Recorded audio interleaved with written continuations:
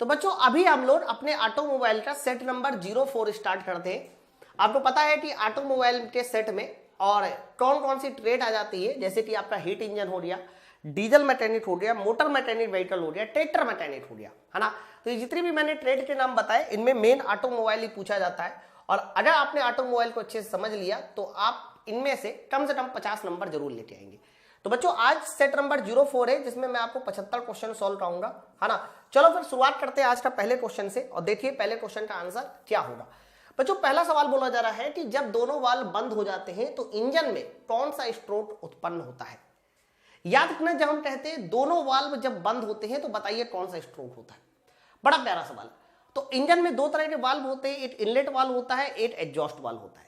Suction में एक valve खुलता है, कॉम्प्रेशन में दोनों वाल्व बंद होते हैं।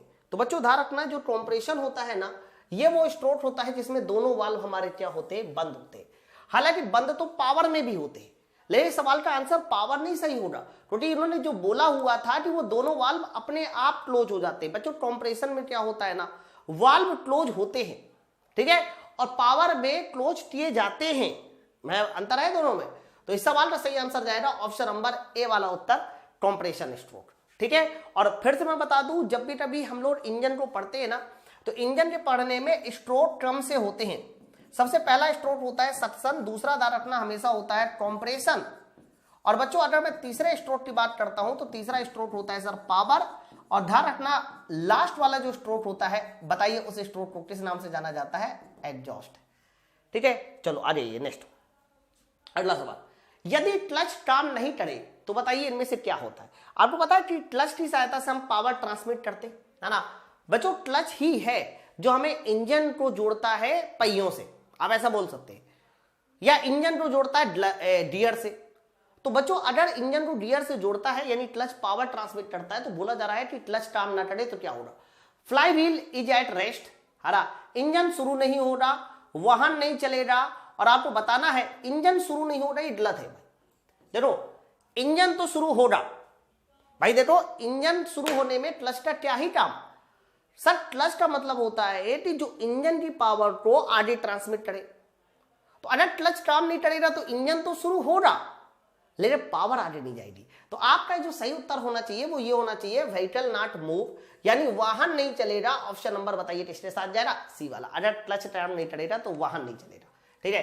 अरे इंजन ओवरहीट हो जाएगा। बच्चों इंजन ओवरहीट तभी हो सकता है जब लुब्रिकेशन काम नहीं करेगा। जो अंदर आपने लुब्रिकेशन डाल रखा है, अगर वो काम नहीं करेगा तो इंजन ओवरहीट हो जाएगा। तो बच्चों इसका सही आंसर जाएगा ऑप्शन नंबर सी। अगर क्लच नहीं काम करेगा तो आगे पहियों में पावर जा ही नहीं सकती, इसका मतलब इंजन नहीं चलेगा। Option number C. नेक्स्ट आइए अगला सवाल। बच्चों अगला सवाल बोला जा रहा है कि गीलापन, सतह तनाव और फिसलन के संयोजन को बताइए किस नाम से जाना जाता है ना। बच्चों ध्यान रखना गीलापन भी हो, सरफेस टेंशन भी हो, फिसलन भी हो, इन तीनों का जो कॉम्बिनेशन होता है सर उस कॉम्बिनेशन को बोला जाता है तेलीपन। क्या बोला जाता है, तेलीपन। आप इसको हिंदी में इंग्लिश में ऑयलनेस भी कह सकते हैं।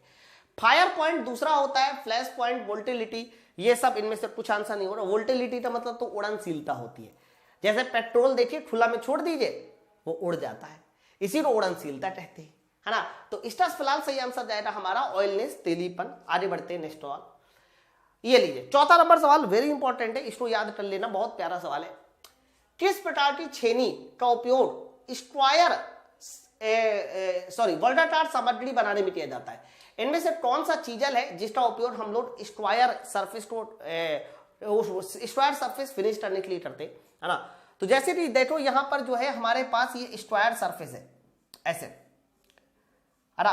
बच्चों इस स्क्वायर सरफेस को फिनिश करने के लिए हम लोग जो चीजल इस्तेमाल करते हैं वो डायमंड पॉइंट चीजल होता है। डायमंड पॉइंट चीजल से हम लोग ध्यान रखना स्क्वायर सरफेस को फिनिश करते हैं। ऑप्शन नंबर हमारा डी वाला उत्तर होगा, डायमंड पॉइंट चीजल, ठीक है। नेक्स्ट आइए पांचवा नंबर सवाल बोला जा रहा है कि क्रोमियम स्टेनलेस स्टील मिश्र धातु बनाने के लिए प्रयोग की जाती है। बहुत बड़ी सवाल इन्होंने बताया है कि क्रोमियम स्टेनलेस स्टील का उपयोग हम बताओ इनमें से कौन सी पार्ट बनाने के लिए करते हैं। बच्चों पिस्टन तो बनता है एल्यूमिनियम एलॉय से, है ना। कैम शाफ्ट का ऐसे कोई मटेरियल नहीं होता है, लेकिन इसका सही आंसर जाएगा क्रैंक शाफ्ट के साथ। बच्चों ट्रेंड शाफ्ट जो बनाई जाती है वो मेनली बनाई जाती है स्टेनलेस स्टील या माइल्ड स्टील भी बोल सकते हैं, है ना। तो ट्रेंड शाफ्ट हमारी स्टेनलेस स्टील या माइल्ड स्टील से बनाई जाती है। ऑप्शन नंबर हमारा डी वाला उत्तर हो रहा है ना। कौन सी विधि से बनाई जाती है, तो फोर्जिंग से बनाई जाती है। नेक्स्ट है अल्लाह। बच्चों इन्होंने बैटरी का सवाल पूछा है 6वें नंबर में कि 12 वोल्ट की लेड एसिड बैटरी में बताइए क्या होता है। बच्चों आपको मैं बता दूं, जब आप लोग सिंगल सेल बनाते हो तो ये सेल है, ध्यान रखना इसे किस नाम से जाना जाता है, इसे सेल। और बहुत सारे जब सेल ऐसे सीरीज में जोड़ दिए जाते हैं, बहुत सारे सेल जब ऐसे सीरीज में जोड़ दिए जाते हैं बच्चों, तो बताइए उसे किस नाम से जाना जाता है। सर उसे बोला जाता है बैटरी। ठीक है बच्चों, आप लोग ऑटोमोबाइल में जो बैटरी यूज करते हो वो ज्यादातर 6 वोल्ट 12 वोल्ट की बैटरी होती है। जैसे कि 12 वोल्ट की बैटरी है, और 12 वोल्ट की बैटरी कैसे बनाएंगे, जब 2-2 वोल्ट सीरीज में जोड़ते हैं, है ना। तो एक सिंगल सेल 2 वोल्ट का होता है ऑटोमोबाइल में, तो ऐसे 2-2 वोल्ट के बताइए कितने सेल जोड़ने होंगे। सर 2-2 वोल्ट के 6 सेल जोड़ने होंगे। जब 6 सेल जोड़ेंगे वो भी कैसे, सीरीज में। क्यों भैया सीरीज में क्यों जोड़ा, थोड़ी सीरीज में वोल्टेज आपस में जुड़ जाते हैं, तो 2+2+2 ऐसा 6 बार करेंगे, तो फाइनली जो आंसर जाएगा वो हमारा 6 सेल इन ए सीरीज। ठीक है, ऑप्शन नंबर डी। और ध्यान रखना लेड एसिड बैटरी में जो एसिड यूज होता है, अम्ल यूज होता है, वो H2SO4 यूज होता है, ये भी आपको याद रखना है। नेक्स्ट टाइम बच्चों 7वां नंबर सवाल देखिए क्या है, बहुत प्यारा सवाल है। बोला जा रहा है कि वाल्व समय आरेख क्या है, मतलब वाल्व टाइमिंग डायग्राम क्या है। तो वाल्व टाइमिंग डायग्राम एक ऐसा डायग्राम होता है जो वाल्व के खुलने और बंद होने को, ध्यान सुनिएगा, वाल्व के खुलने और बंद होने को ट्रैंक स्थिति के अनुसार दर्शाता है, समय के अनुसार नहीं, ट्रैंक स्थिति के अनुसार दर्शाता है। तो क्या ऐसा कोई उत्तर है, कैम शाफ्ट का स्थान गलत, पिस्टन की स्थिति गलत, इंजन के इनलेट वाल्व और निकास वाल्व के खुलने और बंद होने का ग्राफिकल प्रतिनिधित्व। ऑप्शन नंबर बताइए क्या हो जाएगा, सी।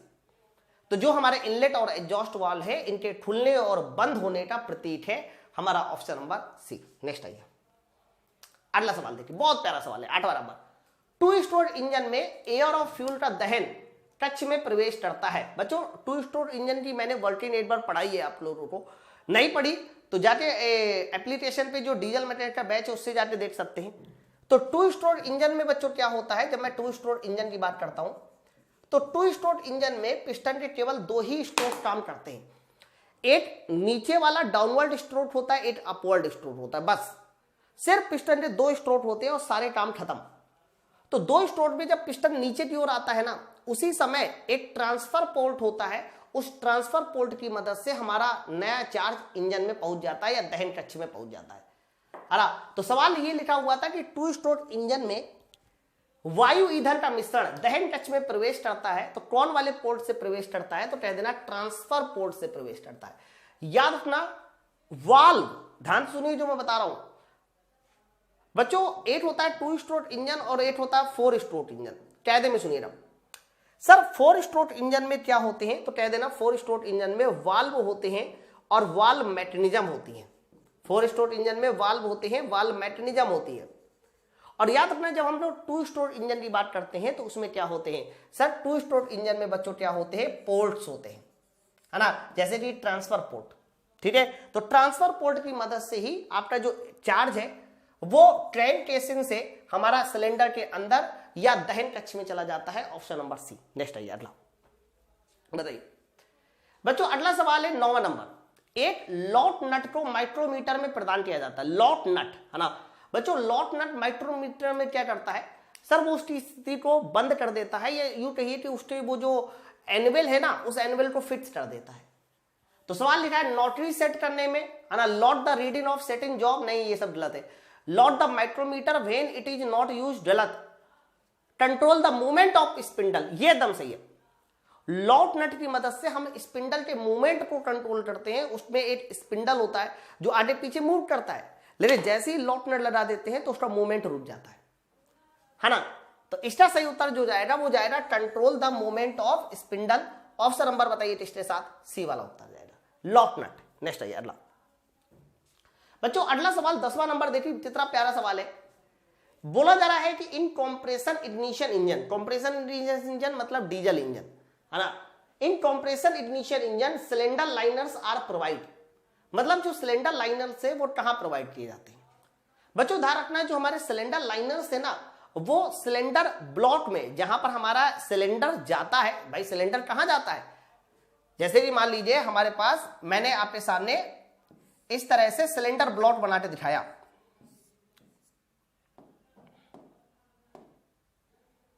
ये हमारा सिलेंडर ब्लॉक है। तो हम बताओ सिलेंडर लाइनर कहां लगाते हैं? सर सिलेंडर लाइनर का सीधा सीधा मतलब होता है जो सिलेंडर के अंदर लगाया जाए। एक्चुअली में सिलेंडर कहां फिट किया जाता है? सिलेंडर ब्लॉक में, है ना। तो आप सीधा सीधा आंसर दे सकते हैं कि inside the cylinder block.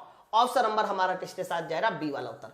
Cylinder head में गलत बच्चों, सिलेंडर हेड में तो डैशटेट लगाया जाता है।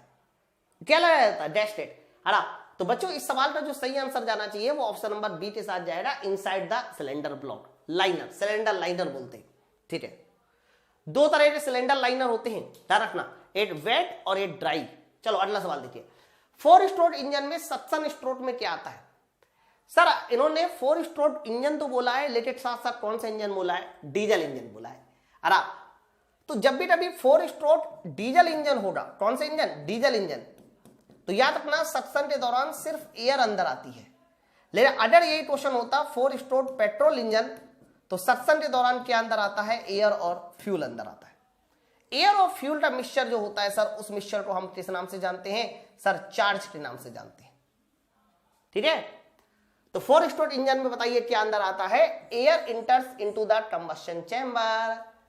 ऑप्शन नंबर डी वाला सवाल आंसर होगा, ठीक है, ऑप्शन नंबर डी। नेक्स्ट आइए 12वां नंबर बच्चों, 12वां नंबर सवाल बोला जा रहा है, ए खाली जगह क्रैंक शाफ्ट के पीछे छोर पे लगाया जाता है। मतलब क्रैंक शाफ्ट के पीछे छोर पे क्या लगाते हैं, है ना बच्चों। याद रखना है जो क्रैंक शाफ्ट होती है ना, ऐसे लंबी सी शाफ्ट होती है क्रैंक शाफ्ट। तभी आप इंजन का डायग्राम देखिए, है, और इसी क्रैंक शाफ्ट से अलग अलग तरह के पिस्टन जुड़े रहते हैं, टर्निटिंग रॉड जुड़ी रहती है। बच्चों याद रखना, इसके एक सिरे पर हमें लगाना होता है फ्लाई व्हील और दूसरे सिरे पर लगाना होता है डायनमोमीटर। ध्यान से सुन लीजिए। तो क्रैंक शाफ्ट है, अगर ये हमारे पास क्या है सर? ये हमारे पास क्रैंक शाफ्ट है, और इसके एक सिरे पर बताइए क्या लगाई जाती है? सर इसके एक सिरे पर लगाई जाती है फ्लाई व्हील, और दूसरे सिरे पर बताइए क्या लगाई जाती है? सर दूसरे सिरे पर लगाई जाती है, लगाया जाता है डायनमोमीटर। डायनमोमीटर भी ध्यान रखना हमारा क्रैंक शाफ्ट पे लगाया जाता है, जो हमें ब्रेक पावर देता है। क्या देता है? ब्रेक पावर, और ये ऐसे घूमता रहता है ना। तो फ्लाई व्हील इस सवाल का सही आंसर जाएगा, ऑप्शन नंबर बी वाला उत्तर होगा कि क्रैंक शाफ्ट के पीछे की ओर क्या लगाते हैं? Fly wheel. नेक्स्ट आइए अगला बच्चों, अगला सवाल लिखा हुआ है, इलेक्ट्रोड के 2 मानक लंबाई बताइए कि इलेक्ट्रोड की 2 मानक लंबाई क्या है। आप वेल्डिंग करते हो तो वेल्डिंग करते समय इलेक्ट्रोड यूज करते हो, तो इलेक्ट्रोड की एक लेंथ होती है। तो इलेक्ट्रोड की हमें स्टैंडर्ड लेंथ बतानी है कि भैया इलेक्ट्रोड की स्टैंडर्ड लेंथ कितनी होती है। तो जितने भी हमारे इलेक्ट्रोड होते हैं उसमें से 2 तरह के स्टैंडर्ड लेंथ हम लोग यूज करते हैं। पहली स्टैंडर्ड लेंथ होती है 350 mm, दूसरी स्टैंडर्ड लेंथ होती है 450 mm।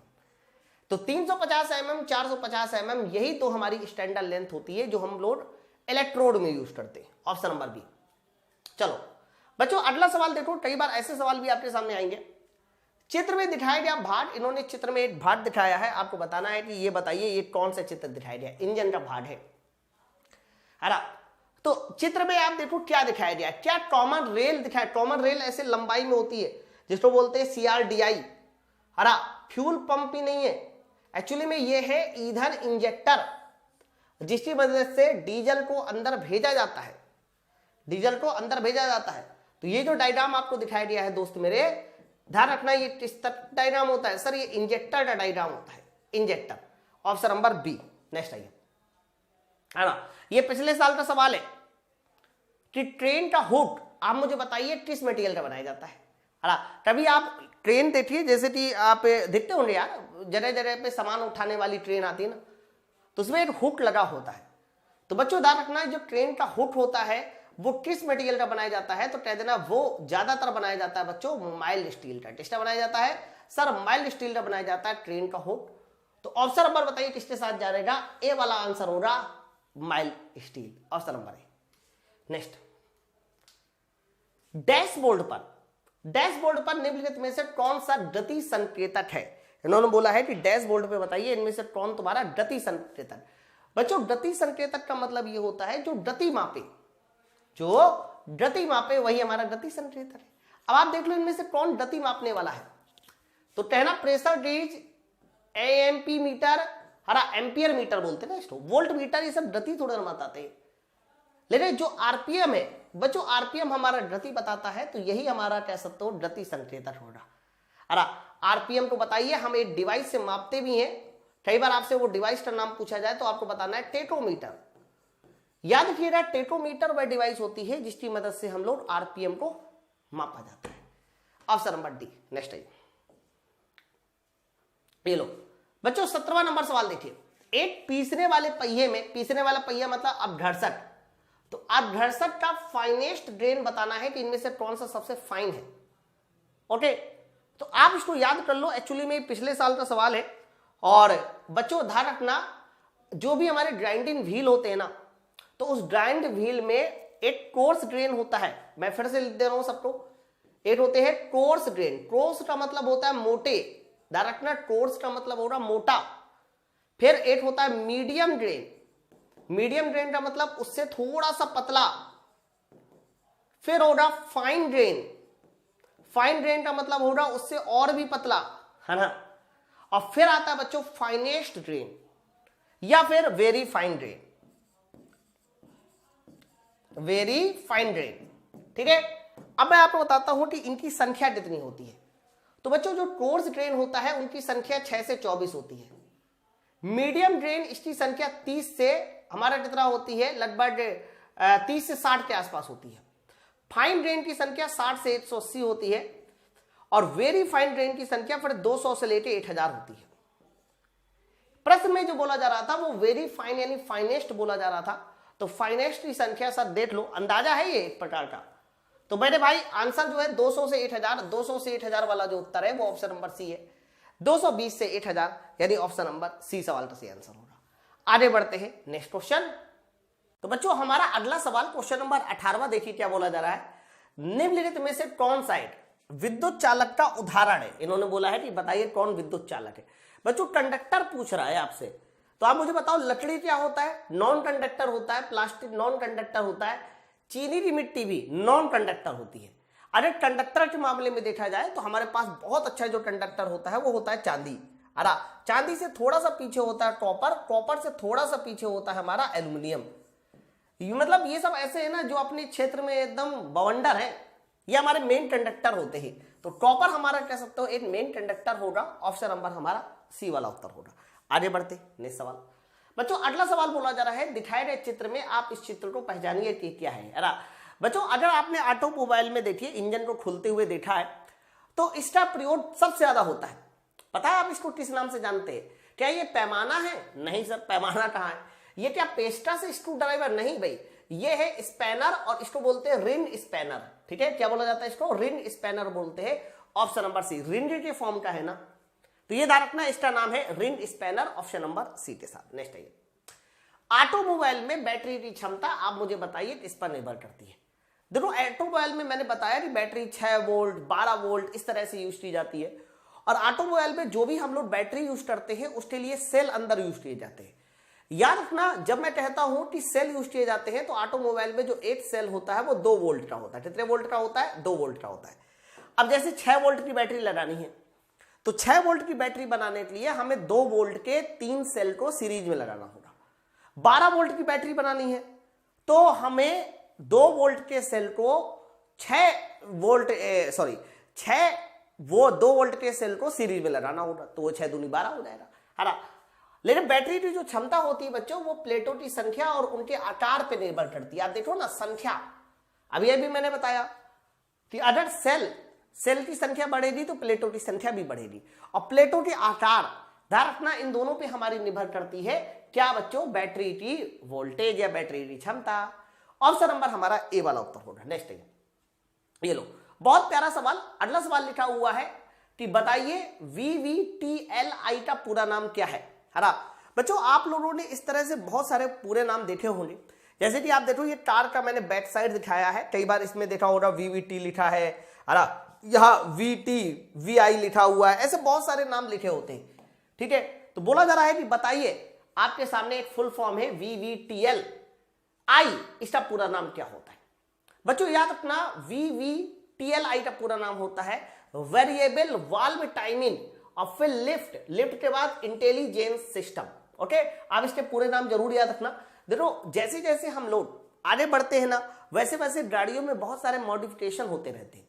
आपको बता दें, अगर ऑटोमोबाइल इंडस्ट्री की बात करते हैं तो एक कंट्री ऐसा है जो सबका बाप बना बैठा है और उस कंट्री का नाम है जर्मनी।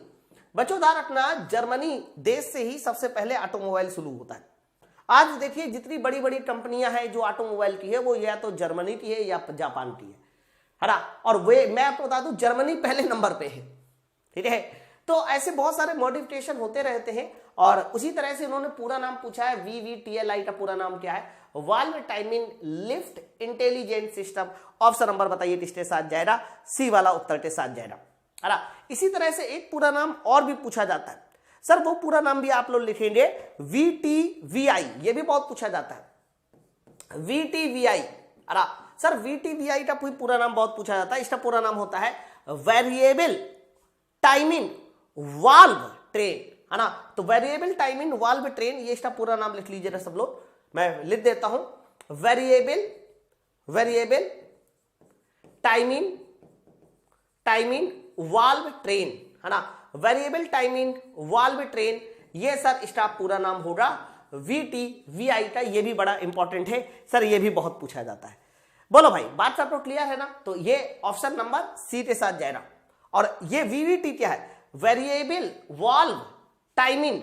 ये VVT का भी पूरा नाम सुन लीजिए, इन्होंने कहा VVT लिखा है ना, तो VVT का पूरा नाम पूछा जाए तो क्या बताना है सर? इसको बताना है variable valve timing. Sir variable valve timing, ये इसका पूरा नाम होगा वेरिएबल वाल्व टाइमिंग।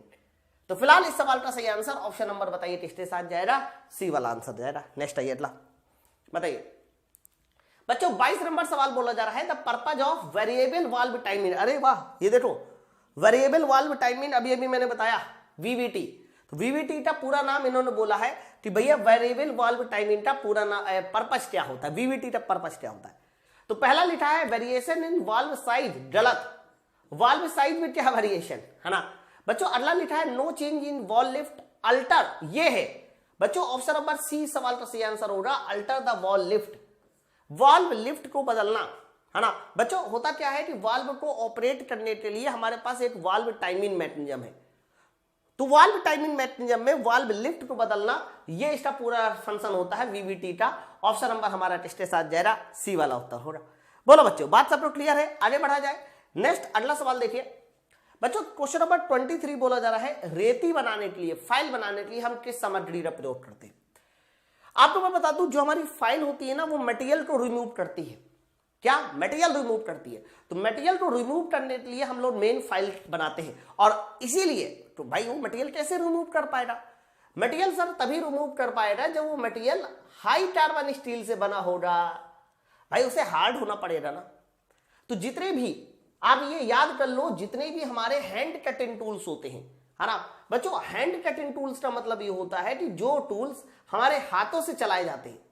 एग्जाम्पल के तौर पे हमारे कौन कौन से सर? एग्जाम्पल के तौर पे हमारे फाइल, बताइए फाइल हाथों से चलाया जाता है ना। कुल्हाड़ी, जिसे आप एक्स कहते हैं कुल्हाड़ी, इसी तरह से चीजल, ठीक है। बहुत सारे जितने भी हाथों से चलाए जाने वाले टूल्स होते हैं बच्चों, वो सब हमारे हाई कार्बन स्टील से बनाए जाते हैं। ऑप्शन नंबर हमारा किसके साथ जा रहा है? ए, हेक्सा ब्लेड। देखो हेक्सा ब्लेड बनाई जाती है हाई कार्बन स्टील से, लेकिन पावर हेक्सा की बात करेंगे तो हाई स्पीड स्टील। चलो आगे 24 नंबर बच्चों 24 नंबर बोला जा रहा है कि एक्मे थ्रेड में कितना एंगल होता है। अरे आप सामने देख पा रहे होंगे, तो यहां पर मैंने एक थ्रेड बना के दिखाई है जिसको बोलते हैं हम लोग एक्मे थ्रेड। ये हमारी एक्मे थ्रेड है, बड़े इंपॉर्टेंट थ्रेड होती है बच्चों। इसके बारे में एक चीज और पूछी जाती है कि कौन सी ऐसी थ्रेड है जिसका आकार समलंब जैसा होता है? किसके जैसा होता है? समलंब जैसा होता है। अरे तो याद रखना, सिर्फ अकेले हमारी एक्मे थ्रेड होती है जिसका आकार समलंब जैसा होता है। इसका जो पॉइंट एंगल होता है मेरे भाई वो कितना होता है? तो कह देना इसका पॉइंट एंगल होता है 29 डिग्री। इसका यूज कहां करते हैं सर? इसका यूज होता है लीड स्क्रू में, लीड स्क्रू, लेथ मशीन का जो लीड स्क्रू होता है ना। तो फिलहाल इस सवाल का बताइए सही आंसर किसके साथ जाएगा? 29 डिग्री के साथ जाने वाला है ऑप्शन नंबर बी के साथ, एट मेथड। 25 नंबर बच्चों, 25 नंबर बोला जा रहा है निम्न में से कौन सा भाग वाहन स्नेहन प्रणाली में आता है? आप मुझे बताओ इनमें से वो कौन सा पार्ट है जो व्हीकल लुब्रिकेशन सिस्टम में आता है ना। बच्चों जब हम कहते हैं व्हीकल लुब्रिकेशन सिस्टम तो लुब्रिकेशन ही तो हो रहा होगा, तो साफ साफ पता चल रहा है कि इसमें हमारा ऑयल पंप आएगा, क्योंकि बिना ऑयल को पंप किए हम लोग लुब्रिकेशन कर ही नहीं सकते। भाई लुब्रिकेशन चारों तरफ भेजना होगा ना, और भेजने के लिए हमें ऑयल पंप लगाना ही होगा, ठीक है। तो यही हमारे लुब्रिकेशन सिस्टम का पार्ट हो सकता है। ऑयल ट्रेंड ये सब गलत है। सही आंसर हमारा ऑप्शन नंबर बी होगा। नेक्स्ट अगला सवाल बड़ा प्यारा सवाल है, 26 नंबर, निम्नलिखित में से किस पुली का उपयोग विभिन्न गति प्राप्त करने के लिए किया जाता है? बहुत बड़ी सवाल। बच्चों आप लोग जितने भी मशीन टूल्स होते हैं है ना, चाहे वो आप ड्रिलिंग में चले जाइए, चाहे आप बोरिंग में चले जाइए, या फिर आप सेपर में चले जाइए, स्लॉटर में चले जाइए, लेथ मशीन में चले जाइए, बच्चों जहां जहां हम ये चाहते हैं कि हमारी मशीन अलग अलग स्पीड से चले, बहुत ध्यान सुनो, हम लोग जहां जहां ये चाहते हैं कि हमारी मशीन अलग अलग स्पीड से चले, बच्चों वहां पर हम लोग एक पुली का इस्तेमाल करते हैं। ध्यान रखना, उस पुली को बताइए किस नाम से जाना जाता है? सर उस पुली को बोला जाता है स्टेप्ड पुली। क्या बोला जाता है? स्टेप्ड पुली। स्टेप्ड पुली। तो स्टेप्ड पुली वो पुली होती है जिसका उपयोग हम लोग कह सकते हो हाँ अलग अलग स्पीड पाने के लिए करते हैं, स्टेप्ड बोलते हैं। ऑप्शन नंबर बताइए किसके साथ जाएगा? बी वाला उत्तर जाएगा। स्प्लिट नहीं कह सकते बच्चों, स्प्लिट पुली वो होती है जो बीच से डिवाइड हो जाती है, अलग अलग हो जाती है, वो स्प्लिट रही है ना। जॉटी पुली तो हम लोग इस्तेमाल करते हैं एंगल ऑफ लैप बढ़ाने के लिए। जॉटी पुली का इस्तेमाल एंगल ऑफ लैप बढ़ाने के लिए होता है पावर ट्रांसमिशन में, बेल्ट ड्राइव में। तो जॉटी पुली तो नहीं हो सकता, तो स्टेप्ड पुली। और मैं आपको बता दूं कई बार क्वेश्चन भी आता है कि लेथ मशीन में कितने स्टेप्ड की कौन पुली यूज करते हैं? तो 4 स्टेप्ड की यूज करते हैं, ठीक है। तो ऑप्शन नंबर हमारा किसके साथ जाएगा? बी वाला उत्तर। नेक्स्ट है 27 नंबर बच्चों, 27 नंबर बोला जा रहा है निम्नलिखित में कौन सा इंजन शुरू नहीं होने का एक कारण है? आप मुझे बताओ इनमें से वो कौन सा कारण है जिससे इंजन शुरू नहीं हो सकता? पहला लिखा है टाइमिंग डिफेक्ट, दूसरा लिखा हुआ भरा हुआ एयर क्लीनर। बच्चों भरे हुए एयर क्लीनर से मुझे क्या मतलब, आप खुद मुझे बताओ। अगर एयर क्लीनर भरा हुआ है तो एयर आएगी तो सही, भले ही वो चाहे गंदी आए, आप मेरी बात समझो। तो हवा आएगी तो इंजन जलेगा। टैंक भी इधर नहीं है, बिल्कुल एकदम सही है। देखो टायर पंचर हो गया, टायर पंचर हो जाने का इंजन के चलने से कोई लेना देना नहीं है।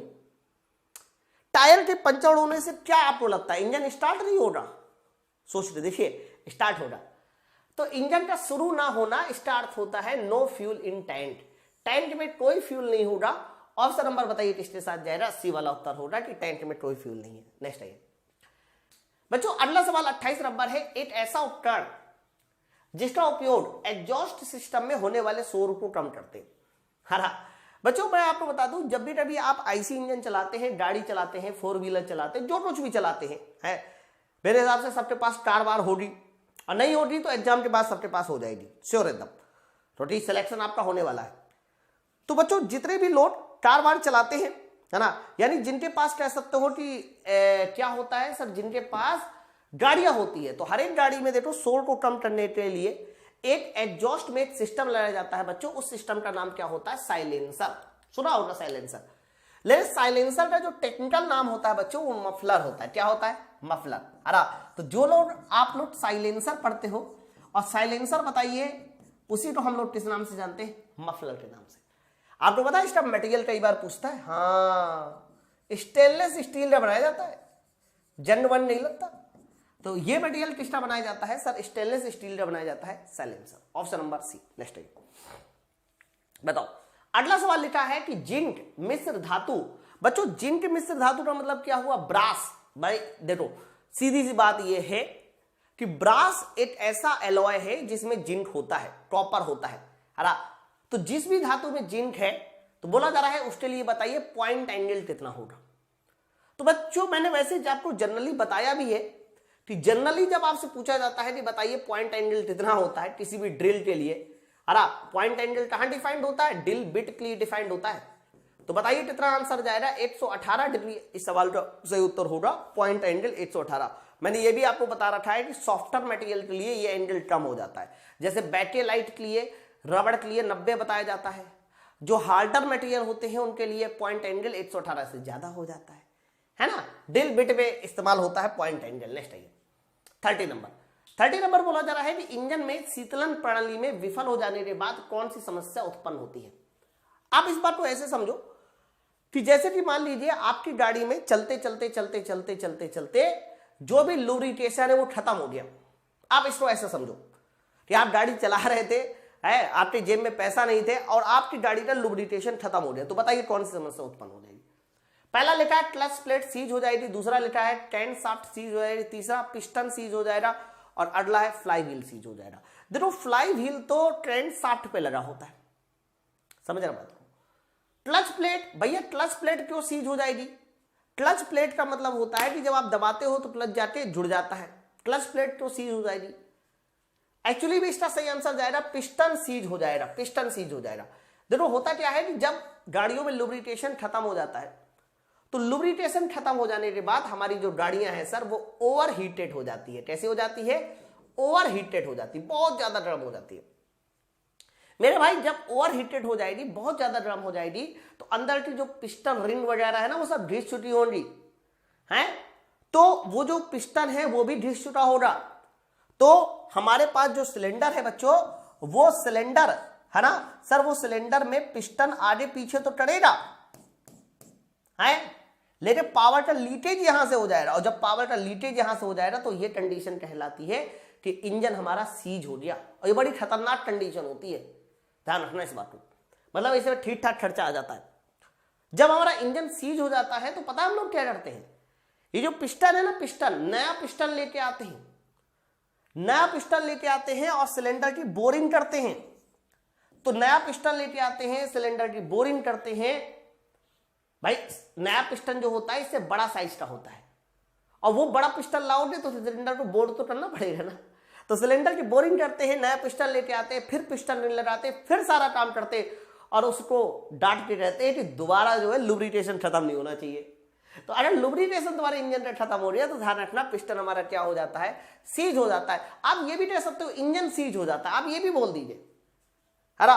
और भैया ये सबसे बड़ा खर्चा है पूरी गाड़ी में, ध्यान रखना। लोग तो इंजन सीज हो जाने के बाद गाड़ी को डंडा में बहा जाते, कहते हैं भाई क्या मतलब है, 10,000 की गाड़ी अभी बिक रही है, 5-6 हजार लगा देंगे, कोई मतलब नहीं, उससे अच्छी नई गाड़ी ले लो। सवाल देखिए अगला क्या है, डीजल इंजन में टर्बो चार्जर क्या उपयोग है? बच्चों टर्बो चार्जिंग, मैंने आपको बताया कि टर्बो चार्जिंग का मतलब ये होता है कि जो हमारा एग्जॉस्ट मैनिफोल्ड होता है, ये सब बातें देखो मैं बता चुका हूं, मेरे दिल से मेरी आत्मा से मैं पूछिए, मैं आपको जब एक चीज को पढ़ा देता हूं तो मैं बड़े खुश होता हूं कि यार मैंने ये चीज आपको समझा दी। लेकिन उसी समय मेरे माइंड में ये भी रहता है कि कहीं ना कहीं ये चीज आपको आ चुकी है। बार बार अगर मैं वही चीज रिपीट करूंगा तो भैया आपका समय लॉस है यार। मैं समझा चुका हूं कि टर्बो चार्जिंग का मतलब होता है कि जो हमारा गैसें बाहर जा रही है उस गैसों के बीच में एग्जॉस्ट मैनिफोल्ड में हमें टरबाइन लगाकर अपने सुपर चार्जिंग वाले कंप्रेसर को चला दें, ठीक है। तो बोला जा रहा है कि डीजल इंजन में टर्बो चार्जिंग करने से क्या होता है? बच्चों होता क्या है कि जब टर्बो चार्जिंग की जाती है तो हमें एक टरबाइन से पावर मिल जाती है। बच्चों उसी पावर का यूज हम लोग कर लेते हैं कंप्रेसर में। जैसे वो पावर का यूज कंप्रेसर में करते हैं बच्चों, तो कंप्रेसर क्या काम करता है, आने वाली हवा का प्रेशर बढ़ा देता है, और आने वाली हवा का प्रेशर बढ़ा देने से मतलब आने वाली हवा ज्यादा अंदर आएगी, और जब हवा ज्यादा अंदर आएगी तो इसकी वैल्यूमेट्रिक इफिशियंसी क्या हो जाती है, इंक्रीज हो जाती है। ऑप्शन नंबर हमारा क्या हो जाएगा, बी। कुछ लोग सोच रहे होंगे कि ऑप्शन नंबर सी है। बच्चा ऑप्शन नंबर सी ना तब सही होता जब सी में ये लिखा होता कि आने वाली हवा का दाब बढ़ गया। अगर ये ऐसा लिखा होता कि आने वाली हवा का दाब बढ़ गया। अब आप कंफ्यूज हो गए, यहां तो ये लिखा ही नहीं, यहां एक्चुअली में लिखा है संपीड़न दाब बढ़ाने। मेरे भाई कंप्रेसर प्रेशर बढ़ाने का मतलब समझते हो कि हमारा इंजन जो है ना वो ज्यादा कंप्रेशन कर रहा है। अरे भाई जब इंजन ही वही है तो कंप्रेशन प्रेशर थोड़ी ना ज्यादा हो जाएगा, लेकिन हाँ आने वाली हवा का प्रेशर बढ़ेगा।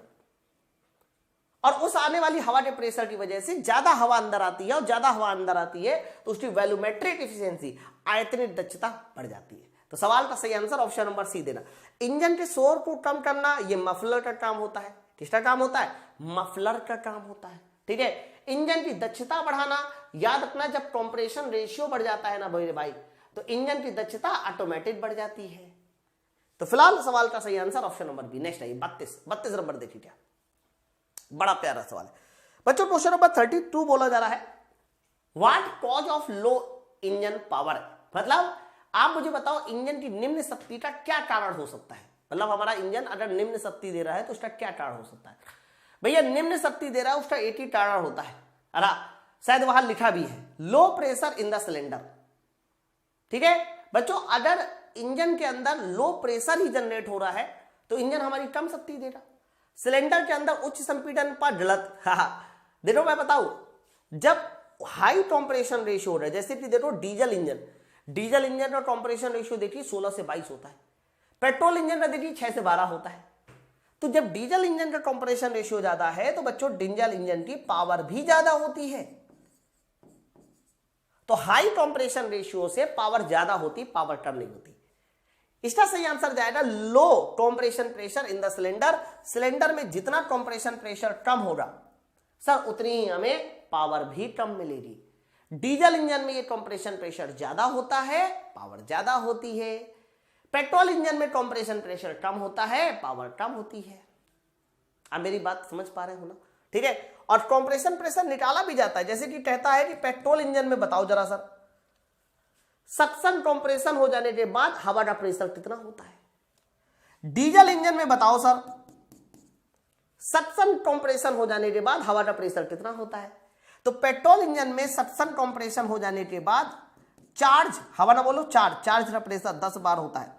और डीजल इंजन में कंप्रेशन के अंत में 35 बार का प्रेशर होता है, 35 बार का, लगभग मैं बता रहा हूं ये, है ना।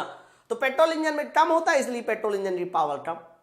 तो बच्चों पावर कम होने का ये एक रीजन हो सकता है, low compression pressure in the cylinder. Option number d सवाल का सही आंसर होगा। नेक्स्ट है अगला बच्चों, क्वेश्चन नंबर 33 देखिए, खाली जगह को इंजन और गियर बॉक्स के बीच रखा जाता है ना बच्चों। बहुत प्यारा सवाल है, अब बहुत रिपीट होता है ये सवाल। खाली जगह को इंजन और गियर बॉक्स के बीच रखा जाता है, बहुत प्यारा सवाल है, ध्यान से सुनो बच्चों। देखो ये रहा तुम्हारा इंजन, ये क्या रहा सर, ये रहा इंजन, हरा, और ये रहा तुम्हारा गियर बॉक्स, क्या रहा, गियर बॉक्स। तो बोला जा रहा है कि गियर बॉक्स और इंजन के बीच हम क्या रखते हैं। तो आप मुझे बताओ, अगर मुझे अपनी पावर को इंजन से कहां पहुंचाना है सर, इंजन से पहुंचाना है गियर बॉक्स में। ध्यान से सुनो, इंजन से कहां पहुंचाना है, गियर बॉक्स से पहुंचाना है। तो बीच में हमें एक मीडियम की जरूर जरूरत पड़ेगी बच्चों, और वो मीडियम होता है क्लच। क्या, क्लच, हरा।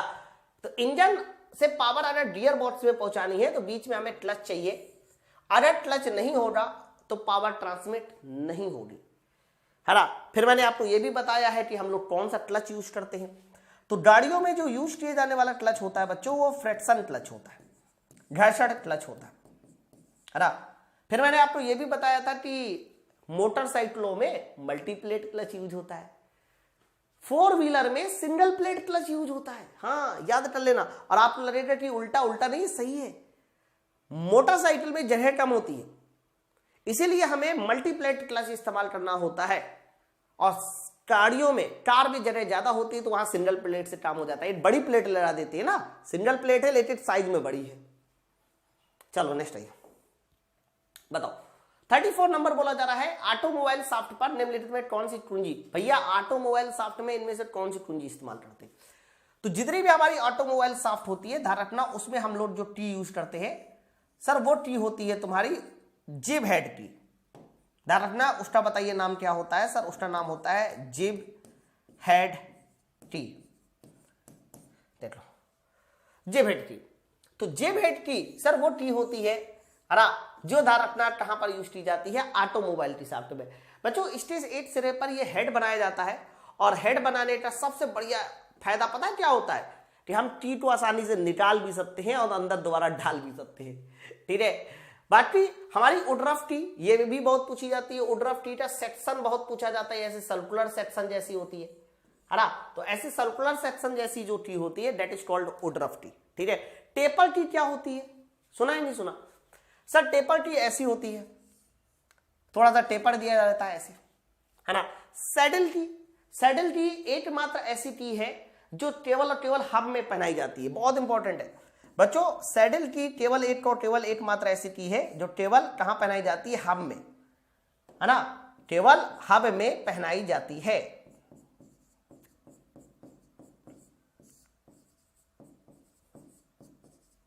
ये साफ्ट में पहनाई नहीं जाती, है ना।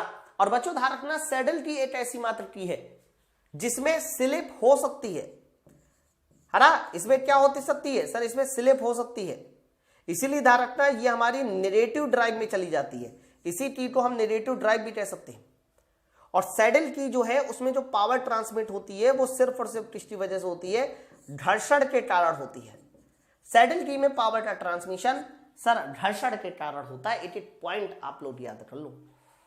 चलो नेक्स्ट है, बताइए 35 नंबर क्या है बच्चों। बोला जा रहा है टाइमिंग बेल्ट कनेक्ट इंजन, है ना। टाइमिंग बेल्ट जो है वो किसको कनेक्ट करता है भैया, टाइमिंग बेल्ट आ गया। आपको पता है टाइमिंग बेल्ट के साथ साथ मुझे वाल्व टाइमिंग मैकेनिज्म भी, देखो जरा डायग्राम है कि नहीं आ रहे। अरे यार डायग्राम नहीं लगाया, कहां लग गया, अच्छा ये है, सॉरी, ये मैं ऐसे ऊपर कर देता हूं। ठीक है, क्वेश्चन अभी थोड़ी देर के लिए मारते हैं गोली, चीजें समझो पहले, इधर चीजें समझो, बहुत इंपॉर्टेंट है। 10 तरह के क्वेश्चन बनते हैं इससे, सुनो ध्यान से बच्चों। ये जो मैंने आपको दिखाया है, पहले बताइए इसका नाम क्या है, तो इसको बोलते हैं वाल्व टाइमिंग मैकेनिज्म, है ना। याद रखना सर, इसको बताइए किस नाम से जानते हैं सर, इसको बोला जाता है वाल्व टाइमिंग मैकेनिज्म। बच्चों ये ना 4 स्ट्रोक इंजन में यूज की जाती है। कहां पर यूज की जाती है सर, ये 4 स्ट्रोक इंजन में यूज की जाती है। बिना इसके कोई भी इंजन चलता ही नहीं। देखो होता क्या है कि जब कोई भी इंजन हमारा चलता है, सक्शन कंप्रेशन होता है, तो हमारे वाल्व खुलते और बंद होते हैं। उन्हीं वाल्व को खोलने और बंद करने का काम ये मैकेनिज्म करता है। बच्चों आपको दिखाई दे रहा होगा साफ साफ, ये क्या है, मैं शॉर्टकट नाम लिखूंगा सर। ये क्या है सर, ये हमारा पिस्टन है, ये हमारा क्या है, पिस्टन है ना। ये क्या है सर, ये हमारा सिलेंडर है। फिर ये कनेक्टिंग रॉड, और ये क्या है सर, देखो ये क्या है सर, ये हमारी क्रैंक है। और क्रैंक में ये लगी है बीरिंग। क्रैंक में क्या लगी है सर, क्रैंक में लगी है ये बीरिंग, है ना। बच्चों आपको मैं बता दूं, ये क्रैंक ना बोलो आप, इसको बोलो क्रैंक साफ्ट। एक्चुअली में क्रैंक ये वाला पोर्शन होता है छोटा, ये क्रैंक साफ्ट है, ऐसे घूम रही होगी। ध्यान रखना क्रैंक साफ्ट में एक गियर लगाया जाता है दोस्त मेरे, और वो गियर बड़ा इंपॉर्टेंट है सर। उस गियर का नाम होता है क्रैंक गियर। देखो ये छोटा सा गियर लगा है ना, बताइए इस गियर का नाम क्या है, तो कहना इस गियर का नाम होता है क्रैंक गियर। क्रैंक साफ्ट में लगा होता है क्रैंक गियर। बच्चों क्रैंक गियर के बाद ये गियर लगा होता है, इस गियर का नाम होता है कैम गियर। क्या नाम होता है, कैम गियर। मैं फिर से बताता हूं, क्रैंक साफ्ट में जो गियर लगा होता है उसे बोलते हैं क्रैंक गियर। और ये वाली जो साफ्ट है, ये वाली साफ्ट, ये है कैम साफ्ट। और कैम साफ्ट में जो गियर लगा होता है वो होता है कैम गियर। आपके मन में आएगा कि हम लोग अपने वाल्व को खोलते और बंद कैसे करते हैं, समझो, खोलते और बंद कैसे करते। तो मेरे भाई आपको मैं एक बार फिर से बता दूं, ये जो वाल्व खुलते और बंद होते हैं ये प्रेशर के कारण नहीं खुलते बंद होते। अगर प्रेशर के कारण खुलते बंद होते तो सक्शन होने के बाद जो कंप्रेशन हो रहा होता तो हमारा एग्जॉस्ट वाल्व खुल जाना चाहिए। बताइए क्या ऐसा होता है, नहीं ना।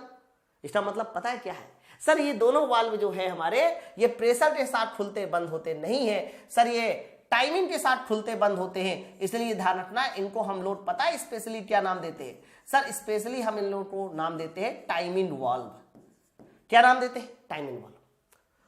ये जो 2 गियर मैंने बताए, इन 2 गियर सर, इसीलिए इन 2 गियर को भी एक गियर का नाम देते हैं सर, इन गियर का नाम देते हैं टाइमिंग गियर। क्या बोलते हैं, टाइमिंग गियर। टाइमिंग गियर में एक क्रैंक गियर होता है, एक कैम गियर होता है। लेकिन ये मैकेनिज्म सिर्फ और सिर्फ बताइए किस इंजन के लिए लगाई जाती है, तो कहना ये मैकेनिज्म सिर्फ और सिर्फ 4 स्ट्रोक इंजन के लिए होती है और किसी इंजन के लिए नहीं होती। ठीक है भैया, 4 स्ट्रोक में है। अब होता क्या है कि 4 स्ट्रोक में, 4 स्ट्रोक में, यानी सिर्फ 2 राउंड में सक्शन वाल्व एक बार खुलना चाहिए, 4 स्ट्रोक में यानी सिर्फ 2 राउंड में डिलीवरी वाल्व 8 बार खुलना चाहिए। अरे ऐसे होना चाहिए ना। तो बच्चों हमें 4 को 8 बार करना है, यानी 2 राउंड को 8 राउंड बनाना है। इसलिए देखिए आप गौर से, तो ये जो ट्रेन गियर है ये छोटा है और ये बड़ा है। बच्चों जस्ट बड़ा होता है, कैम गियर जस्ट बड़ा होता है। मतलब अगर क्रैंक गियर के 2 राउंड लगते हैं तो मेरे भाई कैम गियर के बताइए कितने राउंड लगने चाहिए? 8 राउंड। छोटी साइज में बड़ा है और आपको पता है कायदे से छोटा गियर तेज नाचता है, बड़ा गियर धीमे धीमे। तो मेरे भाई क्रैंक गियर 2 राउंड घूमेगा तो कैम गियर 8 राउंड। तो जब ये 2 राउंड घूमेगा, ये 8 राउंड घूमेगा, 8 राउंड के बाद यहां से पुश रॉड ऊपर जाएगी वाल्व लिफ्टर से। पुश रॉड जाने के बाद ऐसे जाके स्प्रिंग से कनेक्ट होगा और स्प्रिंग से कनेक्ट होने के बाद 2 राउंड में 8 राउंड ऊपर उठेगा, 8 बार ऊपर उठेगा और 8 बार वाला वाल्व खुल जाएगा। बस हम टाइमिंग वो सेट कर देंगे कि सक्शन में भैया तुम सक्शन वाल्व खुल जाना और डिलीवरी में तुम डिलीवरी वाल्व खुल जाना या एग्जॉस्ट में डिलीवरी वाल्व खुल जाना। तो बच्चों यहां पर सबसे पहला सवाल पता है कहां से बनेगा? पावर ट्रांसमिशन से बनेगा कि भैया पावर कहां से कहां ट्रांसमिट हो रही है। सबसे पहला सवाल यहीं से बनेगा। तो देखो पावर कहां से कहां ट्रांसमिट हो रही है। सबसे पहले तो आपको मैं बता दूं क्रैंक है ना, क्रैंक के बाद पावर कहां मिलेगी? हमें क्रैंक शाफ्ट में जाएगी, क्रैंक शाफ्ट। क्रैंक शाफ्ट के बाद पावर कहां जाएगी? सर पावर जाएगी हमारी क्रैंक गियर में, क्रैंक गियर में। क्रैंक गियर के बाद हमारी पावर जाएगी कैम गियर में, भैया गियर से गियर जुड़ा होगा है ना। कैम गियर के बाद पावर जाएगी तुम्हारी कैम शाफ्ट में, कैम शाफ्ट, ठीक है। कैम शाफ्ट के बाद पावर देखो ये लोब, कई बार इसको वाल्व लिफ्टर भी कहते हैं। आपने लोब कहा तो चलो हम लोब ही लिख देते हैं। लोब के बाद बताइए पावर कहां जाएगी? सर पुश रॉड, ये जो लंबी सी रॉड है ना इसे बोलते हैं पुश रॉड, पुश रॉड में पावर जाएगी। पुश रॉड के बाद पावर जाएगी तुम्हारी किसमें? Rotor arm. वो देखिए एक लीवर लगा होगा ऊपर, सर उसको बोला जाता है रोटर आर्म है ना।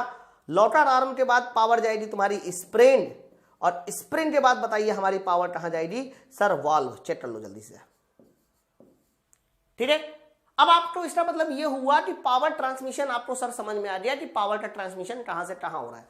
अब बात हम लोग करते हैं यहां पर कि दांतों की संख्या क्या है। देखो एक क्वेश्चन और आएगा, देखो कैम गियर बड़ा है तो कई बार तुमसे क्वेश्चन आएगा कि कैम गियर में दांतों की संख्या बटे क्रैंक गियर में। कैम गियर देखो साइज में बड़ा है, कट ले लो।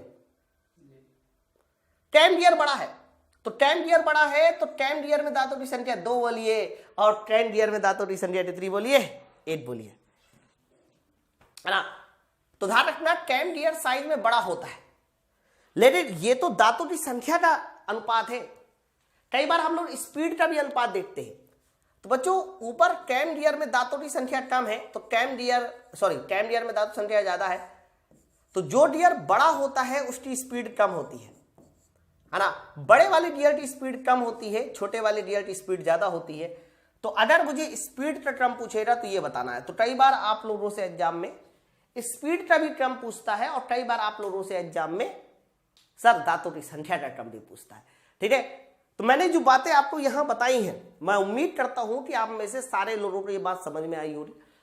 अभी मैं आगे इसके क्वेश्चन डालूंगा और फिर डालने के बाद मैं आपको बार बार ये एनालिसिस नहीं बताऊंगा, इसलिए कॉपी में एक बार नोट डाउन कर लीजिए। अब आधुनिक जो इंजन आने लगे, आज के जो इंजन आने लगे, वहां पर ये गियर वियर इस्तेमाल नहीं करते हम लोग। क्यों भाई, ऐसा क्यों? सर गियर क्या होता है, थोड़ा सा महंगा होता है और समय के साथ हम लोग कंजूस होते चले जा रहे हैं। हम लोग यहां पर ना ओवरहेड सिस्टम यूज करने लगे। ओवरहेड का मतलब एक बेल्ट और पुली वाला सिस्टम यूज करने लगे। कौन सा? बेल्ट और पुली। तो प्रश्न आपका शायद यही तो था, नहीं ये नहीं था, दूसरा था। हाँ, सवाल ये था कि टाइमिंग बेल्ट किसे कनेक्ट करती है। देखो जब बेल्ट वाला सिस्टम यूज करते हैं तब हम उसको फिर टाइमिंग बेल्ट कहने लगते हैं। तो टाइमिंग बेल्ट किसे कनेक्ट करती है? तो ध्यान रखना टाइमिंग बेल्ट 2 तरह की शाफ्ट को कनेक्ट करती है। उनमें से एक शाफ्ट होती है कैम शाफ्ट और दूसरी शाफ्ट होती है क्रैंक शाफ्ट। अब वहां गियर तो नहीं लगा सकते, बेल्ट से गियर क्या चलाओगे क्या? नहीं भैया, बेल्ट से तो शाफ्ट चलाते हैं। तो कौन सी 2 शाफ्ट को कनेक्ट करती है? तो कैम शाफ्ट और क्रैंक शाफ्ट। ये तो ऑप्शन नंबर हमारा ए होगा। कुछ याद है आया? कौन बड़ा है कौन छोटा है, माइंड में याद रखना। चलो, अरे बच्चों अगला सवाल देखा है question number 36। Vernier bevel protector से क्या नापा जाता है? जैसे कि वर्नियर बेवल प्रोटेक्टर है, अरे सर ये कुछ नहीं है, ये वर्नियर कैलिपर का ही सुधरा हुआ रूप है। बस वर्नियर कैलिपर में जहां सीधी लाइन में पैमाना खींचा था, यहां सर्कुलर में पैमाना खींच दिया है बस। अरे तो वर्नियर बेवल प्रोटेक्टर से हम लोग एंगल मापते हैं लीस्ट काउंट। मैंने कई बार बताया है, वर्नियर बेवल प्रोटेक्टर का लीस्ट काउंट जो होता है 1/12 डिग्री होता है, या फिर बताइए आप इसे क्या बोल सकते हैं, 5 मिनट बोल सकते हैं। ठीक है, चलो नेक्स्ट टाइम बताइए बच्चों। अगला सवाल लिखा है क्रैंक शाफ्ट किस प्रक्रिया से बनाया जाता है? अरे मेरे भाई क्रैंक शाफ्ट बनाया तो जाता है स्टेनलेस स्टील या स्टील से, और ये प्रोसेस होता है तुम्हारा कौन सा, फोर्जिंग होता है ना, ये मैंने बता रखा है फोर्जिंग प्रोसेस होता है। नेक्स्ट टाइम निम्नलिखित में से कौन सा सिलेंडर लाइनर का प्रकार है ना? सिलेंडर लाइनर सिलेंडर ब्लॉक में लगाया जाता है ना। ये दो तरह के ही लाइनर होते हैं, या तो ड्राई लाइनर होगा या तो वेट लाइनर होगा। बताइए, अरे मैंने आपको कहा था कि वेट लाइनर में जंग लगता है, ऐसा भी क्वेश्चन आता है कई बार कि वेट लाइनर में जंग लग जाएगा, ड्राई लाइनर में जंग नहीं लगेगा। तो सिलेंडर जो लाइनर होते हैं मेरे दोस्त, वो दो तरह के ही होते हैं, एक वेट लाइनर होता है, एक हमारा ड्राई लाइनर होता है। Option number D. नेक्स्ट है स्प्लैश सिस्टम। बताइए ये कहां यूज किया जाता है? अरे बच्चों ये जो स्प्लैश सिस्टम होता है इसको हिंदी में बोलते हैं छपाट। मैं आपको बता दूं इसका यूज हम लोग 2 स्ट्रोक इंजन में करते हैं। इसका यूज कहां पर किया जाता है सर? इसका यूज किया जाता है 2 स्ट्रोक इंजन में। तो जितने भी हमारे 2 स्ट्रोक इंजन होते हैं, है ना। अच्छा, आपके मन में कभी आता है कि 2 स्ट्रोक इंजन का एग्जाम्पल क्या है? बताइए। तो कहना वो सारे के सारे इंजन जिसमें लुब्रिकेशन जो है हम वो टंकी में ही डाल देते हैं। एक सेकेंड, ओके। तो बच्चों वो सारे के सारे सिस्टम जिसमें हम लुब्रिकेशन टंकी में ही डाल देते हैं। आप जैसे वो मोपेड देखिए, जिसको आप स्कूटी, विक्की, लूना के नाम से जानते हैं, मोपेड देखिए। अरे बच्चों जो मोपेड होती है ना, जिसको आप विक्की, लूना कहते हैं, मेरे भाई उसमें क्या होता है कि हम लुब्रिकेटिंग ऑयल को यानी स्नेहन ऑयल को पेट्रोल टंकी में ही डाल देते। तो वहां पर हमेशा ध्यान रखना वो सारे इंजन 2 स्ट्रोक इंजन होते हैं। ठीक है, तो बताइए सवाल का सही आंसर किसके साथ जाएगा? सर इसका सही आंसर जाएगा हमारा लुब्रिकेशन सिस्टम। ये स्प्लैश सिस्टम हमारा लुब्रिकेशन सिस्टम होता है। Option number D. ध्यान रखिएगा, ऑप्शन नंबर डी। चलो आगे बच्चों अगला सवाल 40 नंबर है। इनमें से किस कूलेंट का उपयोग एल्यूमिनियम वर्कशॉप की, देखो एल्यूमिनियम वर्कशॉप बोल दिया। देखो मैंने बताया कि एल्यूमिनियम की जब भी कभी मशीनिंग करते हो ना, तो एल्यूमिनियम की मशीनिंग करते समय हमें क्या यूज करना होता है? केरोसिन यूज करना होता है। केरोसिन मिट्टी का तेल, है ना। लेकिन ध्यान रखना जो हमारा कास्ट आयरन होता है, तो कास्ट आयरन में हम लोग क्या करते हैं कि जब भी कभी कास्ट आयरन की मशीनिंग करते हैं तो वो एयर प्रेशर या यू कहिए कि संपीडित एयर यूज करते हैं। ठीक है, तो हाई प्रेशर की एयर कहां यूज करते हैं? कास्ट आयरन की मशीनिंग करते समय।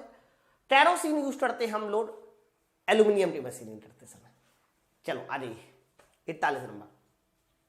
ये सवाल बोला जा रहा है कि जल शीतलन प्रणाली यानी वाटर कूलिंग सिस्टम में एग्जॉस्ट गैस का रिसाव संभवतः किसकी वजह से होता है? बच्चों एग्जॉस्ट गैस का रिसाव बताइए इनमें से किसकी वजह से होता है? तो रिसाव तो ऊपर से हो रहा ना, सिलेंडर हेड से हो रहा ना, और सिलेंडर हेड में क्या लगाया जाता है? गैस्टेट। याद रखना गैस्टेट कहां लगाया जाता है? सिलेंडर हेड में। लाइनर कहां लगाया जाता है? सिलेंडर ब्लॉक में। तो बच्चों एक बात बताइए मुझे, ये क्या है? सर ये गैस्टेट है। तो जब भी कभी गैस्टेट की हानि होगी, सिलेंडर हेड में गैस्टेट की हानि होगी, मतलब ये कहीं से टूट जाएगा, तो 101% हमारी एग्जॉस्ट गैस का क्या हो जाएगा? रिसाव हो जाएगा। Option number C. नेक्स्ट अगला, हाँ ये वाला सवाल पिछले साल का है, 2 स्ट्रोक इंजन का है। अब बहुत बढ़िया सवाल है, और एक्चुअली में जो एलपी में रेलवे ने इसका आंसर दिया है वो गलत आंसर दिया है, क्योंकि मुझे पता है कि इंजन कैसे काम करता है और मुझे 2 स्ट्रोक इंजन भी अच्छे से पता है। तो मैं इसका सही आंसर आपको बताता हूं क्या होगा। 2 स्ट्रोक इंजन में डाउनवर्ड स्ट्रोक में क्या होता है? बच्चों 2 स्ट्रोक इंजन कुछ ऐसा होता है, ऐसे, है ना। और इसमें क्या होता है कि हमारा पिस्टन जो है सिर्फ 2 स्ट्रोक लगाता है। एक डाउनवर्ड स्ट्रोक होता है, एक अपवर्ड स्ट्रोक होता है ना। बच्चों डाउनवर्ड स्ट्रोक और अपवर्ड स्ट्रोक की वजह से हमारा कंप्लीट प्रोसेस, मतलब जो भी साइकिल चल रहा है वो प्रोसेस कंप्लीट हो जाता है। यहां पर एक हमारा यहां पर पोर्ट होता है जिसको हम बोलते हैं एग्जॉस्ट पोर्ट। यहां पर एक पोर्ट होता है जिसको बोलते हैं ट्रांसफर पोर्ट। ठीक है, और इसी ट्रांसफर पोर्ट का जो संबंध होता है वो यहां ट्रेन केसिन से होता है। ये क्या होता है सर? ये ट्रेन केसिन होती है और ये ऐसे घूमता है, ठीक है। अब देखो डाउनवर्ड स्ट्रोक में पता है क्या होता है, जब पिस्टन ऐसे डाउनवर्ड आता है ना, तो एक तो इस वाले पोर्शन का प्रेशर बढ़ जाता है ना, नीचे वाले पोर्शन का प्रेशर बढ़ जाता है और यहां से जली हुई गैसें बाहर जाती है। तो डाउनवर्ड स्ट्रोक में ध्यान रखना एग्जॉस्ट होता है। क्या होता है बच्चा? एग्जॉस्ट होता है।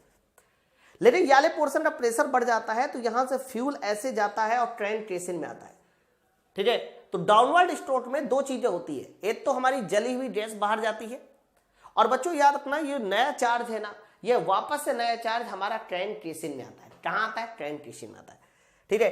बच्चों यहां पर एक वाल्व भी लगा होता है, जैसे ही नीचे का प्रेशर बढ़ता है तो ये वाला वाल्व बंद हो जाता है, तो बाहर से यानी टंकी से नया चार्ज ट्रेन केसिन में नहीं आ पाता, लेकिन ट्रेन केसिन वाला जो चार्ज है वो कंबशन चैम्बर में जरूर जाता है। ये होता है डाउनवर्ड स्ट्रोक में। अब देखिए सवाल का आंसर, नया चार्ज ट्रेन केस में प्रवेश करता है। देखो इन्होंने लिखा है ट्रेन केस में प्रवेश करता है ना, तो बच्चों नया चार्ज ट्रेन केस में प्रवेश नहीं करता डाउनवर्ड स्ट्रोक में यार। जब वो अपवर्ड स्ट्रोक जाएगा तो यहां का प्रेशर कम होगा और नया चार्ज ट्रेन केस में आएगा। तो जब इन्होंने पहली लाइन बोली कि नया चार्ज ट्रेन केस में प्रवेश करता है, सर यहीं से गलत हो गया है ना। दूसरा देखिए, नया चार्ज ट्रेन केस में प्रवेश करता है, भैया ये भी गलत हो गया। देख लो, चार्ज ट्रेन केस से दहन कक्ष में प्रवेश करता है। यस, कहां थे तुम इतनी देर से यार?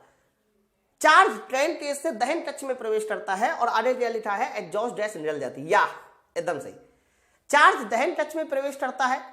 देखो चार्ज दहन कक्ष में प्रवेश करता है यानी यहां से यहां, और नया चार्ज ट्रेन केस में, फिर वही बात आ रही है ना। तो मेरे भाई इस सवाल का जो सही उत्तर जाएगा वो ऑप्शन नंबर बताइए किसके साथ जाएगा? सर ऑप्शन नंबर हमारा सी वाला आंसर सही होगा। बाकी ये दोनों स्टेटमेंट, ये स्टेटमेंट गलत है। सही आंसर इसका सी है, जबकि रेलवे ने आंसर दिया है था शायद ए, ठीक है। तो ये पिछली बार का आया हुआ सवाल है, बहुत प्यारा सवाल था। देखो मैं फिर से बता दूं, जब तक आपको 2 स्ट्रोक इंजन 4 स्ट्रोक इंजन की अच्छे से वर्किंग नहीं पता रहेगी तब तक थोड़ा अटपटा लगेगा।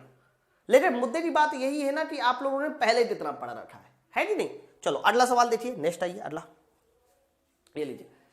अच्छा ये वो डायग्राम मैंने उठाया था कि भैया जो हमारा 2 स्ट्रोक इंजन होता है वो 2 स्ट्रोक में काम करता है। एक बार हमारा बेचारा ये पिस्टन नीचे आता है और दूसरे स्ट्रोक में ये पिस्टन हमारा कहां जाता है? ऊपर जाता है, ठीक है। ये 2 स्ट्रोक इंजन है। नेक्स्ट आइए बच्चों, अगला सवाल 43 नंबर बोला जा रहा है कि उच्च ताप एवं दाब के अधीन दहन करने पर नाइट्रोजन ऑक्सीजन के साथ मिलकर क्या बनाता है? ध्यान रखना, जब भी कभी हम ईंधन को दहन कराते हैं तो नाइट्रोजन ऑक्सीजन के साथ मिलकर अपने ढेर सारे ऑक्साइड बनाता है।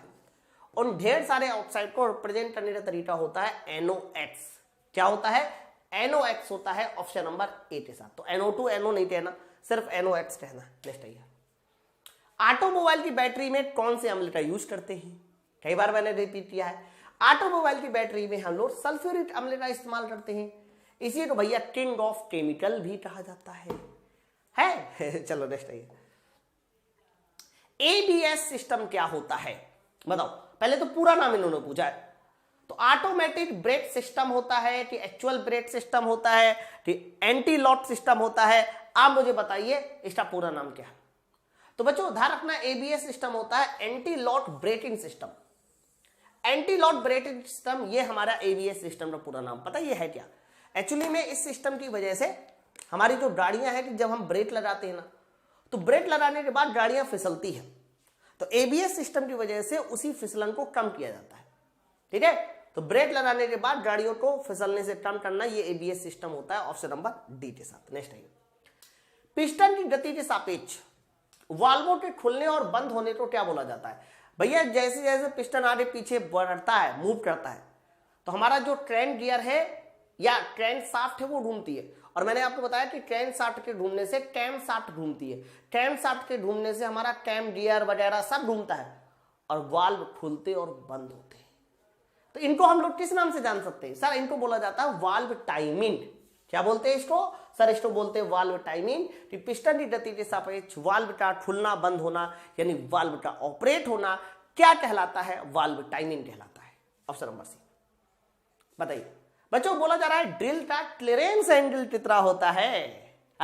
ड्रिल के मैंने बहुत सारे एंगल आपको बताए, जैसे कि मैंने ड्रिल का पॉइंट एंगल बताया होगा। सबसे पहले मैंने ड्रिल का कौन सा एंगल बताया सर, पॉइंट एंगल बताया, कितना होता है 118। फिर मैंने आपको ड्रिल का बताया होगा लिप एंगल। लिप एंगल कितना होता है तो कहना 118 का आधा 59 है ना।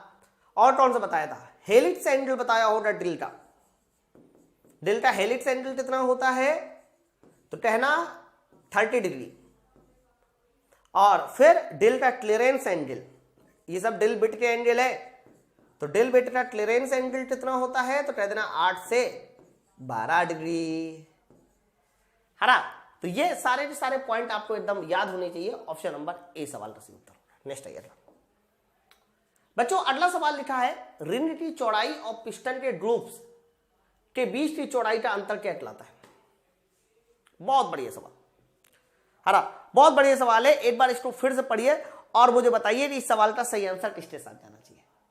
ठीक है, मैं आपको बताता हूं पहले है क्या। देखो, जैसे कि मान लीजिए तुम्हारे सामने मैंने इस तरीके से एक पिस्टन बना के दिखाया, ये पिस्टन है ना, और पिस्टन में रिंग लगाई जाती है, तो मैंने ये रिंग लगा दी ऐसे। ठीक है, आप इसको सिलेंडर बोलिए, पिस्टन नहीं बोलिए, ये सिलेंडर है। ये क्या है सर, ये सिलेंडर है ना। और सिलेंडर में ये मैंने क्या लगा दी, रिंग। बच्चों, जब भी कभी सिलेंडर में रिंग लगाई जाती है तो कुछ हमारे गैप, कुछ हमारे क्लियरेंस छूट जाते हैं है ना। पहला गैप होता है जो कि हमारी चौड़ाई वाला होता है। आप देखिए ना, जैसे कि ये रिंग की चौड़ाई हो रही है ना, और ये चौड़ाई हो रही ग्रुप की। ये तो ले रहे रिंग की चौड़ाई और पिस्टन के ग्रुप की चौड़ाई। तो फिर सुनिए, ये हो रही ग्रुप्स की चौड़ाई, ये हो रही रिंग की चौड़ाई, इनके बीच में ये गैप आया। बोलो आया ना। पता है इस गैप को क्या बोला जाता है, इसको बोलते हैं रिंग साइड क्लियरेंस। ये गैप क्या कहलाता है सर, इस गैप को बोला जाता है रिंग साइड क्लियरेंस। यानी जब हम लोग अपने ग्रुप्स की चौड़ाई ले लें और रिंग की चौड़ाई ले लें, इनका जो डिफरेंस होगा वो कहलाएगा रिंग साइड क्लियरेंस है ना। सेम उसी तरह से अगर हम डायमीटर ले लें, डायमीटर मतलब इस रिंग का डायमीटर, ठीक है, और उसके अलावा जो है हम ले ले ये पिस्टन का, सिलेंडर का, पिस्टन नहीं बोली, सिलेंडर का। तो ये जो गैप बनता है बच्चों है ना, ये जो गैप बनता है इसे क्या बोलते हैं सर, इसको बोला जाता है बैट, रिंग बैट क्लियरेंस। इसे किस नाम से जाना जाता है, इसे बोला जाता है रिंग बैट क्लियरेंस। तो जब ये क्वेश्चन हमारा रेडियस या डायमीटर के अंतर के पदों में पूछा जाता तो ये वाला आंसर दे रहा है रिंग बैट क्लियरेंस, और अगर चौड़ाई के अंदर में पूछा जाता है तो रिंग साइड क्लियरेंस। तो फिलहाल इस सवाल का बताइए आंसर किसके साथ जाएगा। ऑप्शन नंबर सी वाला उत्तर जाएगा। सवाल को पढ़ के देख लीजिए है ना, 48 का सी। नेक्स्ट आइए बच्चों, अगला सवाल 49 नंबर। 49 नंबर बोला जा रहा है कि पारंपरिक डीजल इंजन में ईंधन की फीड प्रणाली का सही क्रम क्या है ना। पारंपरिक डीजल इंजन में ईंधन के फीड सिस्टम का सही क्रम क्या है, मतलब ईंधन हमें कैसे भेजना है, कहां कहां से भेजना है। तो बच्चों, ईंधन सबसे पहले ईंधन टैंक से ही तो जाएगा। तो हर जगह देखो पहले नंबर पे ईंधन टैंक है, लेकिन लास्ट नंबर पे क्या होना चाहिए, इंजन। बहुत ध्यान सुनो, हमारा ईंधन कहां से जाता है, अरे भैया ईंधन टंकी से जाता है, इंजन में जाता है। तो शुरुआत में ईंधन टैंक इट्स ओके, लास्ट में इंजन इट्स ओके, सब में है ना। सर इंजन से पहले क्या आना चाहिए, इंजेक्टर। तो इंजन से पहले इंजेक्टर होना चाहिए, ओके, इंजेक्टर होना चाहिए, इंजेक्टर होना। इंजन से पहले ईंधन फिल्टर, गलत ऑप्शन। आप मेरी बात समझ पाइए। फिर इधर आइए, इधर आइए। ईंधन के बाद इंजेक्टर, गलत ऑप्शन। ईंधन के बाद फीड पंप आना चाहिए। बच्चा फीड पंप आएगा तो ईंधन फिल्टर आएगा, तो याद रखना पहले आएगा ईंधन फिल्टर, ठीक है, ईंधन फिल्टर आएगा, और ईंधन फिल्टर के बाद ईंधन इंजेक्शन पंप, फिर फीड पंप, और फिर हमारा इंजेक्टर। भैया इस सवाल का सही आंसर ऑप्शन नंबर सी होना चाहिए था। Fuel tank, fuel filter, fuel injection pump है ना, और इंजेक्शन पंप बाद में आएगा, गलत। इंजेक्शन पंप बाद में आएगा, पहले आएगा फीड पंप, फीड अंदर भेजना। तो फीड पंप है कहीं, feed pump, fuel filter, fuel injector, fuel injection pump, fuel filter, feed pump. गलत है भाई, ये वाला उत्तर गलत है, ये वाला उत्तर गलत है। Feed pump, fuel filter, fuel injector, pump, ये सही है भैया। ऑप्शन नंबर ए ही सही है। ये सही है। ठीक, पहले फ्यूल टैंक, फ्यूल टैंक के बाद बताइए क्या आएगा, फीड पंप, फीड पंप का मतलब होता है आगे बढ़ने के लिए पंप, है ना। फिर फ्यूल फिल्टर, फिर फ्यूल इंजेक्टर, और फ्यूल इंजेक्टर पंप जो इंजेक्शन करेगा, और उसके बाद बताइए हमारा क्या आ जाएगा सर, उसके बाद आ जाएगा इंजेक्टर के बाद इंजन। ठीक है, तो ऑप्शन नंबर बताइए कौन सा सही हो जाएगा इस सवाल का सही आंसर, ऑप्शन नंबर हमारा ए वाला सवाल का सही आंसर है। ठीक है, चलो आगे बढ़ते हैं नेक्स्ट क्वेश्चन। तो बच्चों क्वेश्चन नंबर 50 देखिए क्या बोला जा रहा है, एक इंजन में थ्रॉटल पोजीशन सेंसर कहां होता है। देखो साफ साफ लिखा है थ्रॉटल, और थ्रॉटल से एक ही बात समझ में आती है, थ्रॉटल वाल्व। बच्चों याद रखना जो हमारा थ्रॉटल वाल्व होता है वो आने वाले एयर और फ्यूल की मिक्सचर को कंट्रोल करता है। देखो मैं फिर से बता दूं, एक बहुत कंफ्यूजिंग सवाल बनता है ना बच्चों। एक आपके पास गाड़ियों में होता है चोट वाल्व, क्या होता है, चोट वाल्व होता है, ध्यान सुनो, है ना। और दूसरा बताइए क्या होता है सर, दूसरा होता है तुम्हारा थ्रॉटल वाल्व। कई बार कंफ्यूजन आ जाता है कि चोट वाल्व और थ्रॉटल वाल्व ये क्या कंट्रोल करते हैं दोनों, है ना, इनमें बड़ा कंफ्यूजन आता है। तो याद रखना जो हमारा चोट वाल्व होता है, चोट वाल्व वो एयर की मात्रा को मात्र कंट्रोल करता है, एयर की मात्रा को। होता क्या है कि ये एयर की मात्रा को कम कर देता है, एयर की मात्रा को कम कर देता है, तो ऑटोमेटिक मिक्सचर में फ्यूल ज्यादा हो जाता है।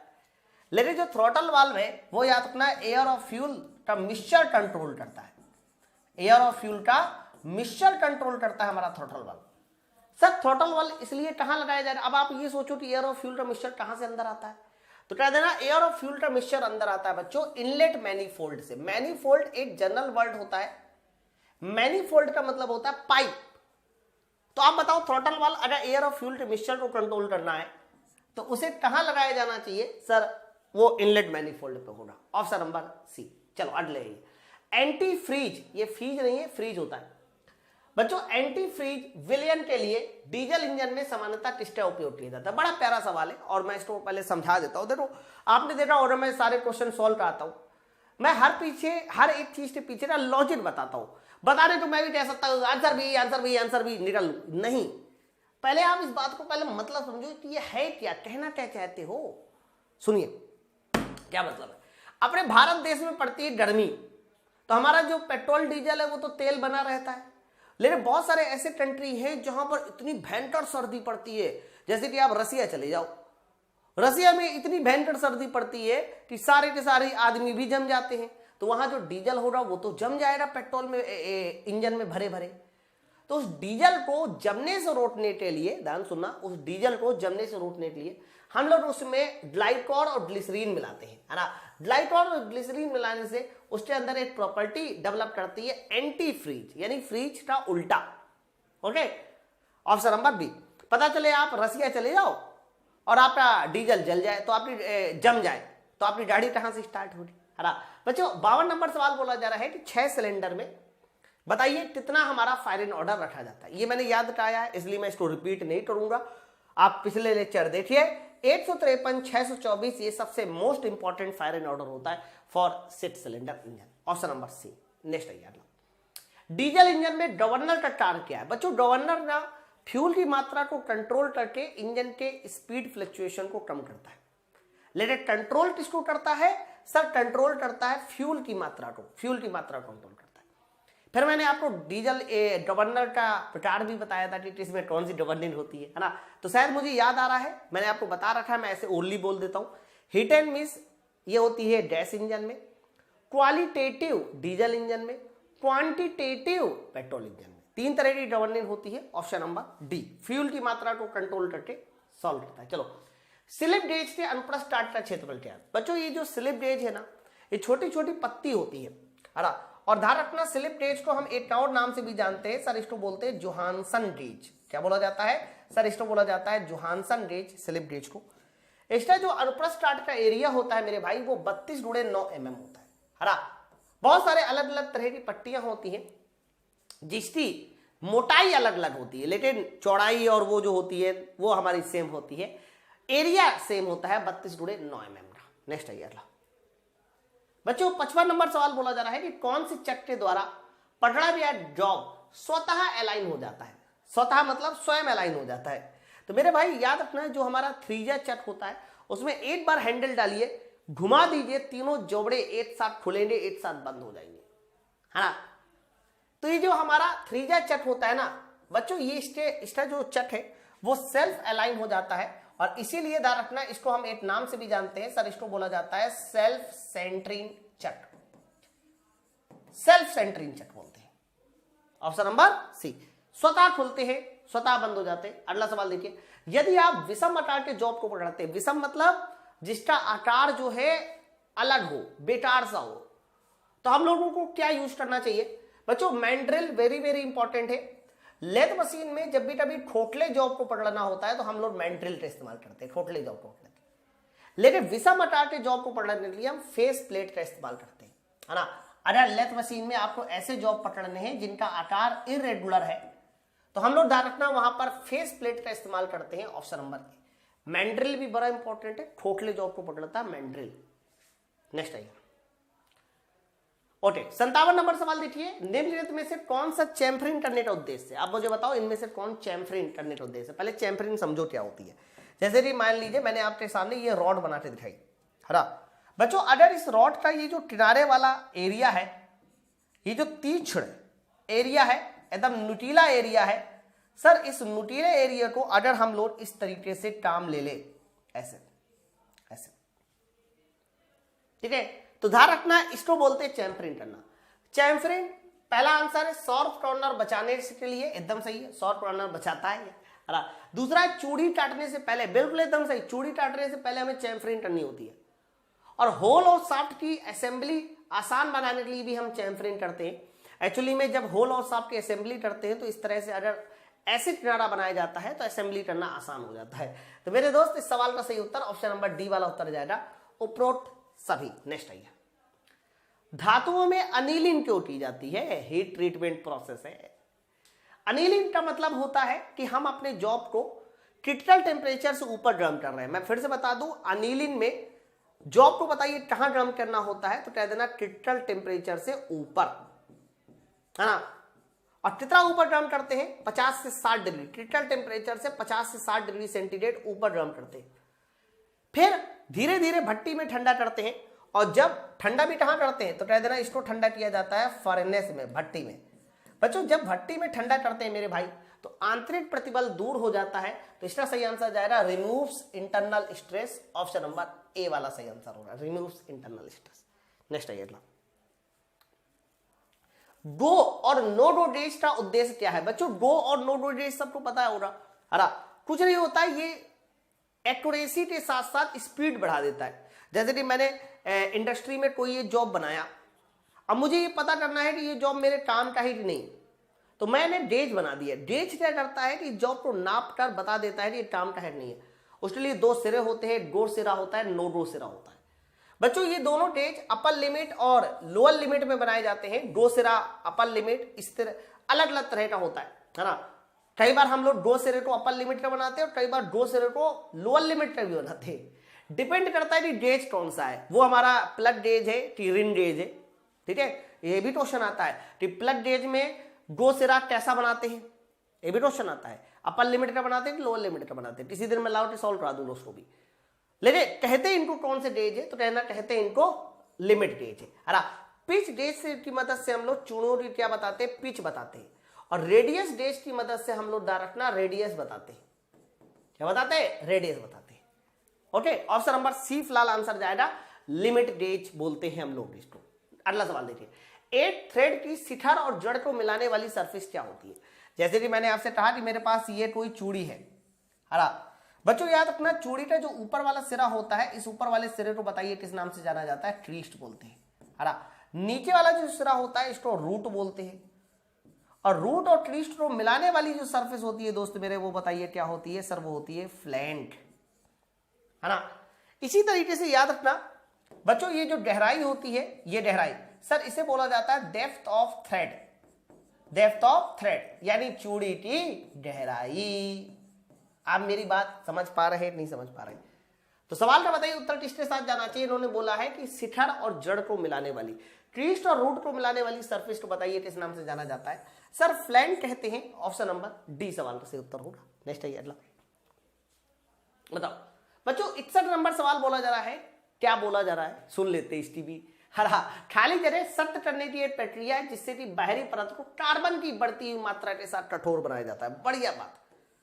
जैसे कि मेरी कोई सरफेस है, मुझे यह करना है कि इसकी जो बाहरी सतह है सर, बाहरी सतह को कार्बन की बढ़ती हुई मात्रा के साथ कठोर बना दे, ऐसे। ये देखो, तो बच्चों इसके लिए हमें कार्बन का पेनिट्रेशन करना होगा, और कार्बन का पेनिट्रेशन करना कहलाता है कार्बोराइजिन, है ना। कार्बोराइजिन ये तरह की कैसा प्रोसेस होता है, तो कहते हैं ये तरह का सरफेस हार्डनिंग होता है, सरफेस हार्डनिंग प्रोसेस होता है, ध्यान रखिएगा। चलो अगला सवाल देखिए, 62 नंबर। बच्चों 62 नंबर बोला जा रहा है कि लेथ मशीन का जो सेंटर होता है, आप मुझे बताओ उसमें आंतरिक कोण क्या है। हरा, आपको पता है कि लेथ मशीन में दो सेंटर होते हैं, एक लाइव सेंटर होता है, डेड सेंटर होता है। लाइव सेंटर कहां लगाया जाता है, तो लाइव सेंटर हमारा हेड स्टॉक में लगाया जाता है, डेड सेंटर हमारा टेल स्टॉक में लगाया जाता है। ओके बच्चों, जो हमारे सेंटर होते हैं इनमें ये जो एंगल होता है ये 60 डिग्री का रखा जाता है। हरा, ध्यान से सुनो जो मैं बता रहा हूं। सेंटर में ये टेपर भी होता है मेरे भाई, ये टेपर। हरा, तो ध्यान रखना सेंटर में जो टेपर दिया जाता है इस टेपर को बोला जाता है Morse standard taper, Morse standard taper. और बच्चों पता है टेपर कितना होता है सेंटर में दिया जाने वाला टेपर, सर ये टेपर होता है 1/20 का टेपर होता है ना। बच्चों ये जो सेंटर की टिप है ना, ये सर ये किसकी बनाई जाती है, सर ये कार्बाइड की बनाई जाती है। क्यों, क्योंकि ये हार्ड होती है ना, जल्दी घिसे नहीं, तो जल्दी घिसने से बचाने के लिए हम कार्बाइड का बनाते हैं। ठीक है, चलो नेक्स्ट है 67 नंबर, वेरी इंपॉर्टेंट सवाल, और इसका सवाल मैं आगे भी लेके आऊंगा। एक दो सवाल देखिए क्या बोला जा रहा है। बच्चों इन्होंने बोला है कि एक प्रकार से आपके सामने एक आयाम लिखा है 5 और आगे लिखा है 25H7, ऐसे लिखा है। तो आप मुझे बताइए मूलभूत विचलन क्या है, यानी फंडामेंटल डेविएशन क्या। फंडामेंटल पहले मैं बता दूं कि है क्या। बच्चों 5 ना किसी भी चीज का व्यास बताने के लिए लगाया जाता है। 25 mm सर ये इसका जो है बेसिक साइज है। 25 mm को बताइए क्या नाम से जाना जाता है, सर ये हमारा बेसिक साइज है। देख लो H क्या है, तो तेरा H को हम लोग बोलते हैं फंडामेंटल डेविएशन, मूलभूत विचलन। अरे सर ये H जो होता है सर इसी को बोला जाता है फंडामेंटल डेविएशन। और बच्चों जहां कहीं कैपिटल H लिखा हुआ मिले तो समझ जाना कैपिटल H जो है ये फंडामेंटल डेविएशन किसका बताएगा, होल का। अगर ये स्मॉल में लिखा होता, स्मॉल अल्फाबेट में लिखा होता तो सॉफ्ट बताता। हरा 7 क्या है बच्चों, 7 जो है ना ये IT7 है। हरा, और IT जो 7 होता है वो एक तरह का क्या होता है, टॉलरेंस ग्रेड होता है। क्या होता है, टॉलरेंस ग्रेड। है ना। तो फिलहाल इस सवाल का सही आंसर क्या होगा, मूलभूत विचलन है, तो सिर्फ और सिर्फ H बताना, उसके अलावा और कुछ भी नहीं बताना। तो कौन सा टर्म किसको डिफाइन करता है, ये बात आपको माइंड में एकदम क्लियर कट होनी चाहिए। बताइए स्क्वायर थ्रेड की गहराई कितनी होती है, इन्होंने बोला है कि स्क्वायर थ्रेड की गहराई कितनी होती है। मेरे भाई जब भी कभी स्क्वायर थ्रेड बनाना हो तो स्क्वायर थ्रेड ऐसी तो बनेगी, ऐसे। है ये स्क्वायर थ्रेड है ऐसे। बच्चों स्क्वायर थ्रेड में आपको पता है कि पिच क्या होती है, सर पिच का मतलब होता है कि एक ट्विस्ट से दो लगातार ट्विस्ट के बीच की दूरी। सर ये हमारी पूरी की पूरी कितनी होती है, पिच। ये है पिच। अगर ये पिच है तो इसका ये आधा कितना हो जाएगा, P/2। चूंकि सर ये स्क्वायर थ्रेड है, अगर ये लेंथ P/2 है तो इतनी भी P/2 होना चाहिए, तभी तो ये मिलके स्क्वायर बना पाएंगे। मेरी बात समझो, ठीक है। तो स्क्वायर पिच की जो गहराई होती है बच्चों वो ध्यान रखना P/2 के बराबर होती है। ऑप्शन नंबर ए सवाल का सही उत्तर। नेक्स्ट आइए अगला। सीट के दो टुकड़े या अधिक में कतरना कहलाता है। जैसे कि मान लो एक सीट को हमने दो टुकड़ों में काट दिया, तो बच्चों एक सीट को दो टुकड़ों में काटना पार्टिंग कहलाता है। ग्रूविंग और पार्टिंग में अंतर है। देखो ग्रूव का मतलब होता है दो टुकड़ों में नहीं, सिर्फ काटना। जैसे कि मैं कह दूं कि मेरे पास ऐसा कोई जॉब था, ऐसे मैंने बना दिया, तो सर इसको हम किस नाम से जानेंगे, सर इसको बोला जाएगा ग्रूविंग। हमने ग्रूव्स काटा है। लेकिन जब दो टुकड़े अलग हो जाए, एक अलग, तो उसको बोलते पार्टिंग, जैसा कि सवाल में बोला जा रहा है ना। नेक्स्ट आइए, बताओ अगला सवाल। बच्चों ये हमारा सेफ्टी का सवाल है, 66 नंबर। बिजली से चिपके व्यक्ति को छुड़ाने के लिए हमें क्या करना चाहिए, मतलब बिजली से अगर चिपका हुआ व्यक्ति है और उसे छुड़ाना है तो क्या करना चाहिए। तो इसका जो सही आंसर जाएगा वो होगा लकड़ी के डंडे का प्रयोग करें। क्योंकि बात यहां छुड़ाने की है। अब तो चलो ये भी सोच सकते हैं कि स्विच ऑफ करें। अरे मैं तो ये कह रहा हूं कि अगर वो आदमी खंबे से चिपक गया, बिजली का खंबा, तो वहां कौन सा स्विच लगा हो रहा बताइए जरा। तो बिजली के खंबे से चिपक गया, क्या तुरंत पहले उनको फोन करोगे बिजली बंद कर दो? नहीं भैया, पहले छुड़ाने की कोशिश करोगे।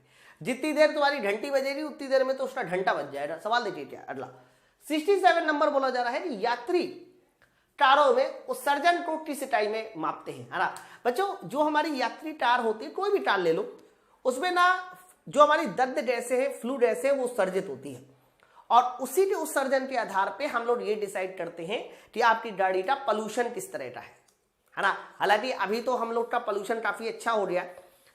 BS6 इंजन जब से आ गए तो सल्फर की मात्रा कम हो रही है और जैसे जैसे इलेक्ट्रिकल व्हीकल आ रहे हैं तो पोल्यूशन तो हो रही नहीं, है ना। तो बच्चों, जो हमारे पोल्यूशन होते हैं उनकी मात्रा जो दिखाई जाती है वो ग्राम प्रति किलोमीटर में दर्शाई जाती है। ग्राम प्रति किलोमीटर, जैसे कि कह दिया जाए कि आपके गाड़ी से 20 ग्राम फ्लू गैस निकल रही है पर किलोमीटर के हिसाब से, यानी 1 किलोमीटर तुमने गाड़ी चलाई, तुमने वायुमंडल में 20 ग्राम गैस छोड़ दी, ठीक है। तो ग्राम प्रति किलोमीटर में ही हम लोग इमिशन यानी उत्सर्जन को दर्शाते हैं। ऑप्शन नंबर सी सवाल का सही होता है। नेक्स्ट आइए 68 नंबर। बच्चों 68 नंबर सवाल बोला जा रहा है निम्नलिखित में कौन सा ईंधन आंतरिक दहन इंजन में प्रयोग किया जाता है। इन्होंने बोला है 68 नंबर में कौन सा ईंधन है जो इंटरनल कंबशन इंजन में यूज किया जाता है। देखो, लकड़ी बिल्कुल गलत। क्या लकड़ी का इस्तेमाल तुम पेट्रोल डीजल में करते हो? क्या कैसी बात कर रहे हो सर? है हाइड्रोजन बिल्कुल गलत, कोयला बिल्कुल गलत। इंटरनल कंबशन इंजन में अभी तक हम लोग डीजल का इस्तेमाल कर रहे हैं। हालांकि भविष्य में बहुत जल्दी हाइड्रोजन का इस्तेमाल करेंगे, मुझे पता है, क्योंकि बिना हाइड्रोजन के काम नहीं होगा, क्योंकि गैस आ चुकी है। एलपीजी और सीएनजी का इस्तेमाल तो वैसे ही कर रहे हैं। भविष्य में हाइड्रोजन का भी करेंगे, नो डाउट, लेकिन अभी फिलहाल जो आईसी इंजन में इस्तेमाल हो रहा है सर, वो डीजल इस्तेमाल हो रहा है। नेक्स्ट आइए 69। ट्रेन केस बताइए किसका बना होता है? ट्रेन केसिंग, है ना, जो हमारे ट्रेन को घेर लेता है, that is called train case. Train case जो बनाया जाता है बच्चों, वो ज्यादातर स्टील का बनाया जाता है। किसका बनाया जाता है? स्टील का। ऑप्शन नंबर हमारा किसका जाएगा? डी वाला होता है। नेक्स्ट आइए ओके बच्चों, अगला सवाल लिखा है क्लच किसका बाहर है ना। देखो, क्लच का मेन काम क्या होता है कि इंजन की पावर को गियर तक पहुंचाना, गियर बॉक्स तक पहुंचाना, यही मैंने बताया ना। फिर गियर बॉक्स से वो पहियों में, एक्सेल में वो आगे ठेला हो जाएगा, लेकिन इंजन की पावर को गियर बॉक्स तक पहुंचाना सर ये क्लच का काम है। तो पावर ट्रांसमिशन हो रहा है ना, तो क्लच जो है वो पावर ट्रांसमिशन का हिस्सा होता है या पावर सिस्टम का हिस्सा होता है ना। एग्जॉस्ट, लुब्रिकेशन, सस्पेंशन, ये सब गलत है। तो ट्रांसमिशन सिस्टम का हिस्सा हमारा क्लच हो जाएगा। ऑप्शन नंबर ए आइए 78 नंबर। ये अभी रेलवे का प्रीवियस ईयर सवाल है। नवीनतम 4 स्ट्रोक इंजन में बताइए कितने वाल्व है ना। वैसे अभी तक मैंने आपको बताया था कि पेट्रोल इंजन में 2 वाल्व लगाए जाते हैं, डीजल इंजन में 3 होते हैं। लेकिन जितने भी हमारे अब 4 स्ट्रोक इंजन आ रहे हैं, है ना, नए वाले, उसमें वाल्व को लेके बड़ा ठेला है, क्योंकि हर कोई चाहता है कि हमारी बाइक, हमारी कार तेज स्पीड वाली हो। अरे यार, तेज स्पीड चाहिए तो ज्यादा फ्यूल अंदर आना चाहिए ना। और फ्यूल को अगर ज्यादा अंदर लाना है मेरे दोस्त, तो या तो उसका एरिया बढ़ा दो या फिर उसी एरिया में 2 वाल्व लगा दो, समझे। तो बच्चों, हम लोग अगर 2 इनलेट वाल्व लगा देंगे, 2 आउटलेट वाल्व लगा देंगे, तो 4 वाल्व हो रहे। तो नवीनतम जो 4 स्ट्रोक इंजन आ रहे हैं, ध्यान रखना, उसमें कितने वाल्व हो रहे हैं? 4 वाल्व हो रहे हैं। Option number D. नेक्स्ट आइए 72। क्या खाली जगह का उपयोग सिलेंडर ब्लॉक का जीवन काल बढ़ाता? अरे भैया, सिलेंडर ब्लॉक, ये देखिए, हाँ, तो सिलेंडर ब्लॉक का इनमें से कौन जीवन काल बढ़ाएगा? कहना सिलेंडर ब्लॉक का जीवन काल वही बढ़ा सकता है सर जो सिलेंडर ब्लॉक में लगा होगा। आप बताओ इनमें से कौन सिलेंडर ब्लॉक में लगा होता है? Fly wheel? अरे सर, ये तो ट्रेंट में लगाई होती है। वाल्व किसका जीवन काल बढ़ाएगा? पहले वो खुद का बढ़ा ले। ये वाल्व पता है एग्जॉस्ट गैस से गुजरता है ना। रोटर आर्म, ये हमारा वाल्व के ऊपर लगाया जाता है। इसका क्या लेना देना सिलेंडर ब्लॉक से? सिलेंडर ब्लॉक में लाइनर लगाया जाता है और लाइनर के लगने से ही उसकी सेफ्टी रहती है। 2 तरह के लाइनर होते हैं, एक वेट एक dry. Option number D. Next बच्चों 73 नंबर बोला जा रहा है कि following is the not part of diesel engine. आप बताओ इनमें से कौन डीजल इंजन का हिस्सा नहीं है? तो कहना फ्यूल फिल्टर होगा, फ्यूल इंजेक्शन पंप होगा, स्पार्क प्लग ना ना ना ना, स्पार्क प्लग कहां से डीजल इंजन में आ गया? डीजल इंजन में तो ऑटो इग्निशन हो जाता है, कंप्रेशन इग्निशन होता है, एयर आती है और इसके बाद डीजल अंदर आता है, खुद ही जल जाता है, कंप्रेशन इग्निशन इंजन। तो डीजल इंजन में स्पार्क प्लग बिल्कुल भी नहीं होता। क्यों नहीं होता? कहना डीजल इंजन में सर कंप्रेशन इग्निशन इंजन होता है, पेट्रोल इंजन में स्पार्क प्लग होता है। तो कहा जा रहा था ना कौन डीजल इंजन का हिस्सा नहीं है? स्पार्क प्लग नहीं है। नेक्स्ट आइए, इंपॉर्टेंट कर लो, बहुत बहुत इंपॉर्टेंट कर लो इस सवाल को। पिछली बार लगभग हर सेट में ये सवाल पूछा गया, मतलब इससे मिलता जुलता सवाल पूछा गया। CRTI बच्चों, CRTI बहुत ज्यादा कॉमन सवाल है और इसका फुल फॉर्म बहुत ज्यादा पूछा जाता है। सर CRTI का पूरा नाम होता है common rail direct ignition system, है ना? कॉमन रेल लिखा नहीं होता कहीं ना कहीं पूरा, ये देखो common rail direct injection system, ये हमारा कह सकते हो CRTI का पूरा नाम होता है। बहुत ज्यादा इंपॉर्टेंट है, इसको वेरी वेरी इंपॉर्टेंट कर लो। नेक्स्ट आइए, अगला, निम्नलिखित में कौन सा पिटअप समस्या का कारण हो सकता है? इनमें से बताइए वो कौन सा है जो पिटअप समझते हैं ना? जैसे कि मैं अपनी गाड़ी को 10-30 स्पीड से चला रहा हूं और मैं चाहता हूं कि मेरी गाड़ी कम से कम समय में 70 की स्पीड पा ले, कम से कम समय में 70, ये होता है पिटअप। बहुत सारी गाड़ियों का पिटअप बहुत अच्छा होता है, बहुत सारी गाड़ी का बहुत खराब होता है यार।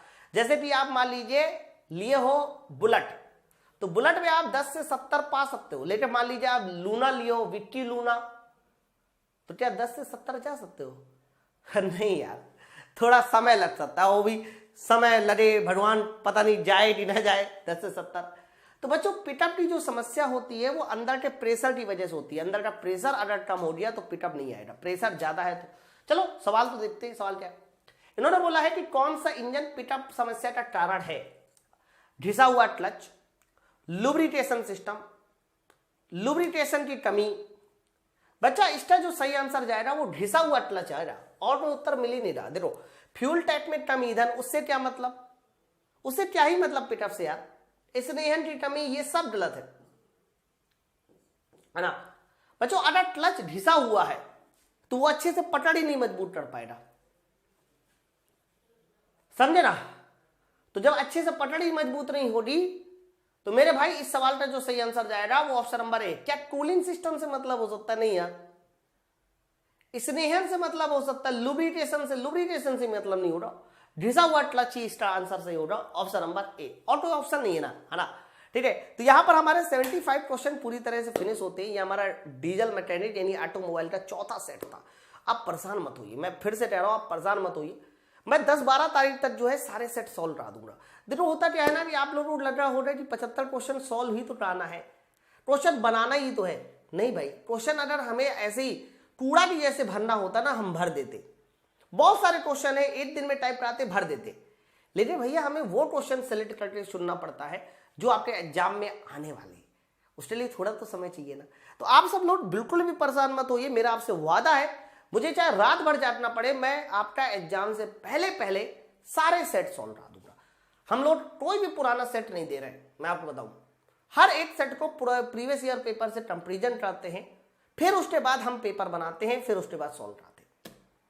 इसके लिए थोड़ा सा समय चाहिए, और इसके बाहर आपके एग्जाम में आएगा भी नहीं, मैं ये दावे के साथ कह सकता हूं।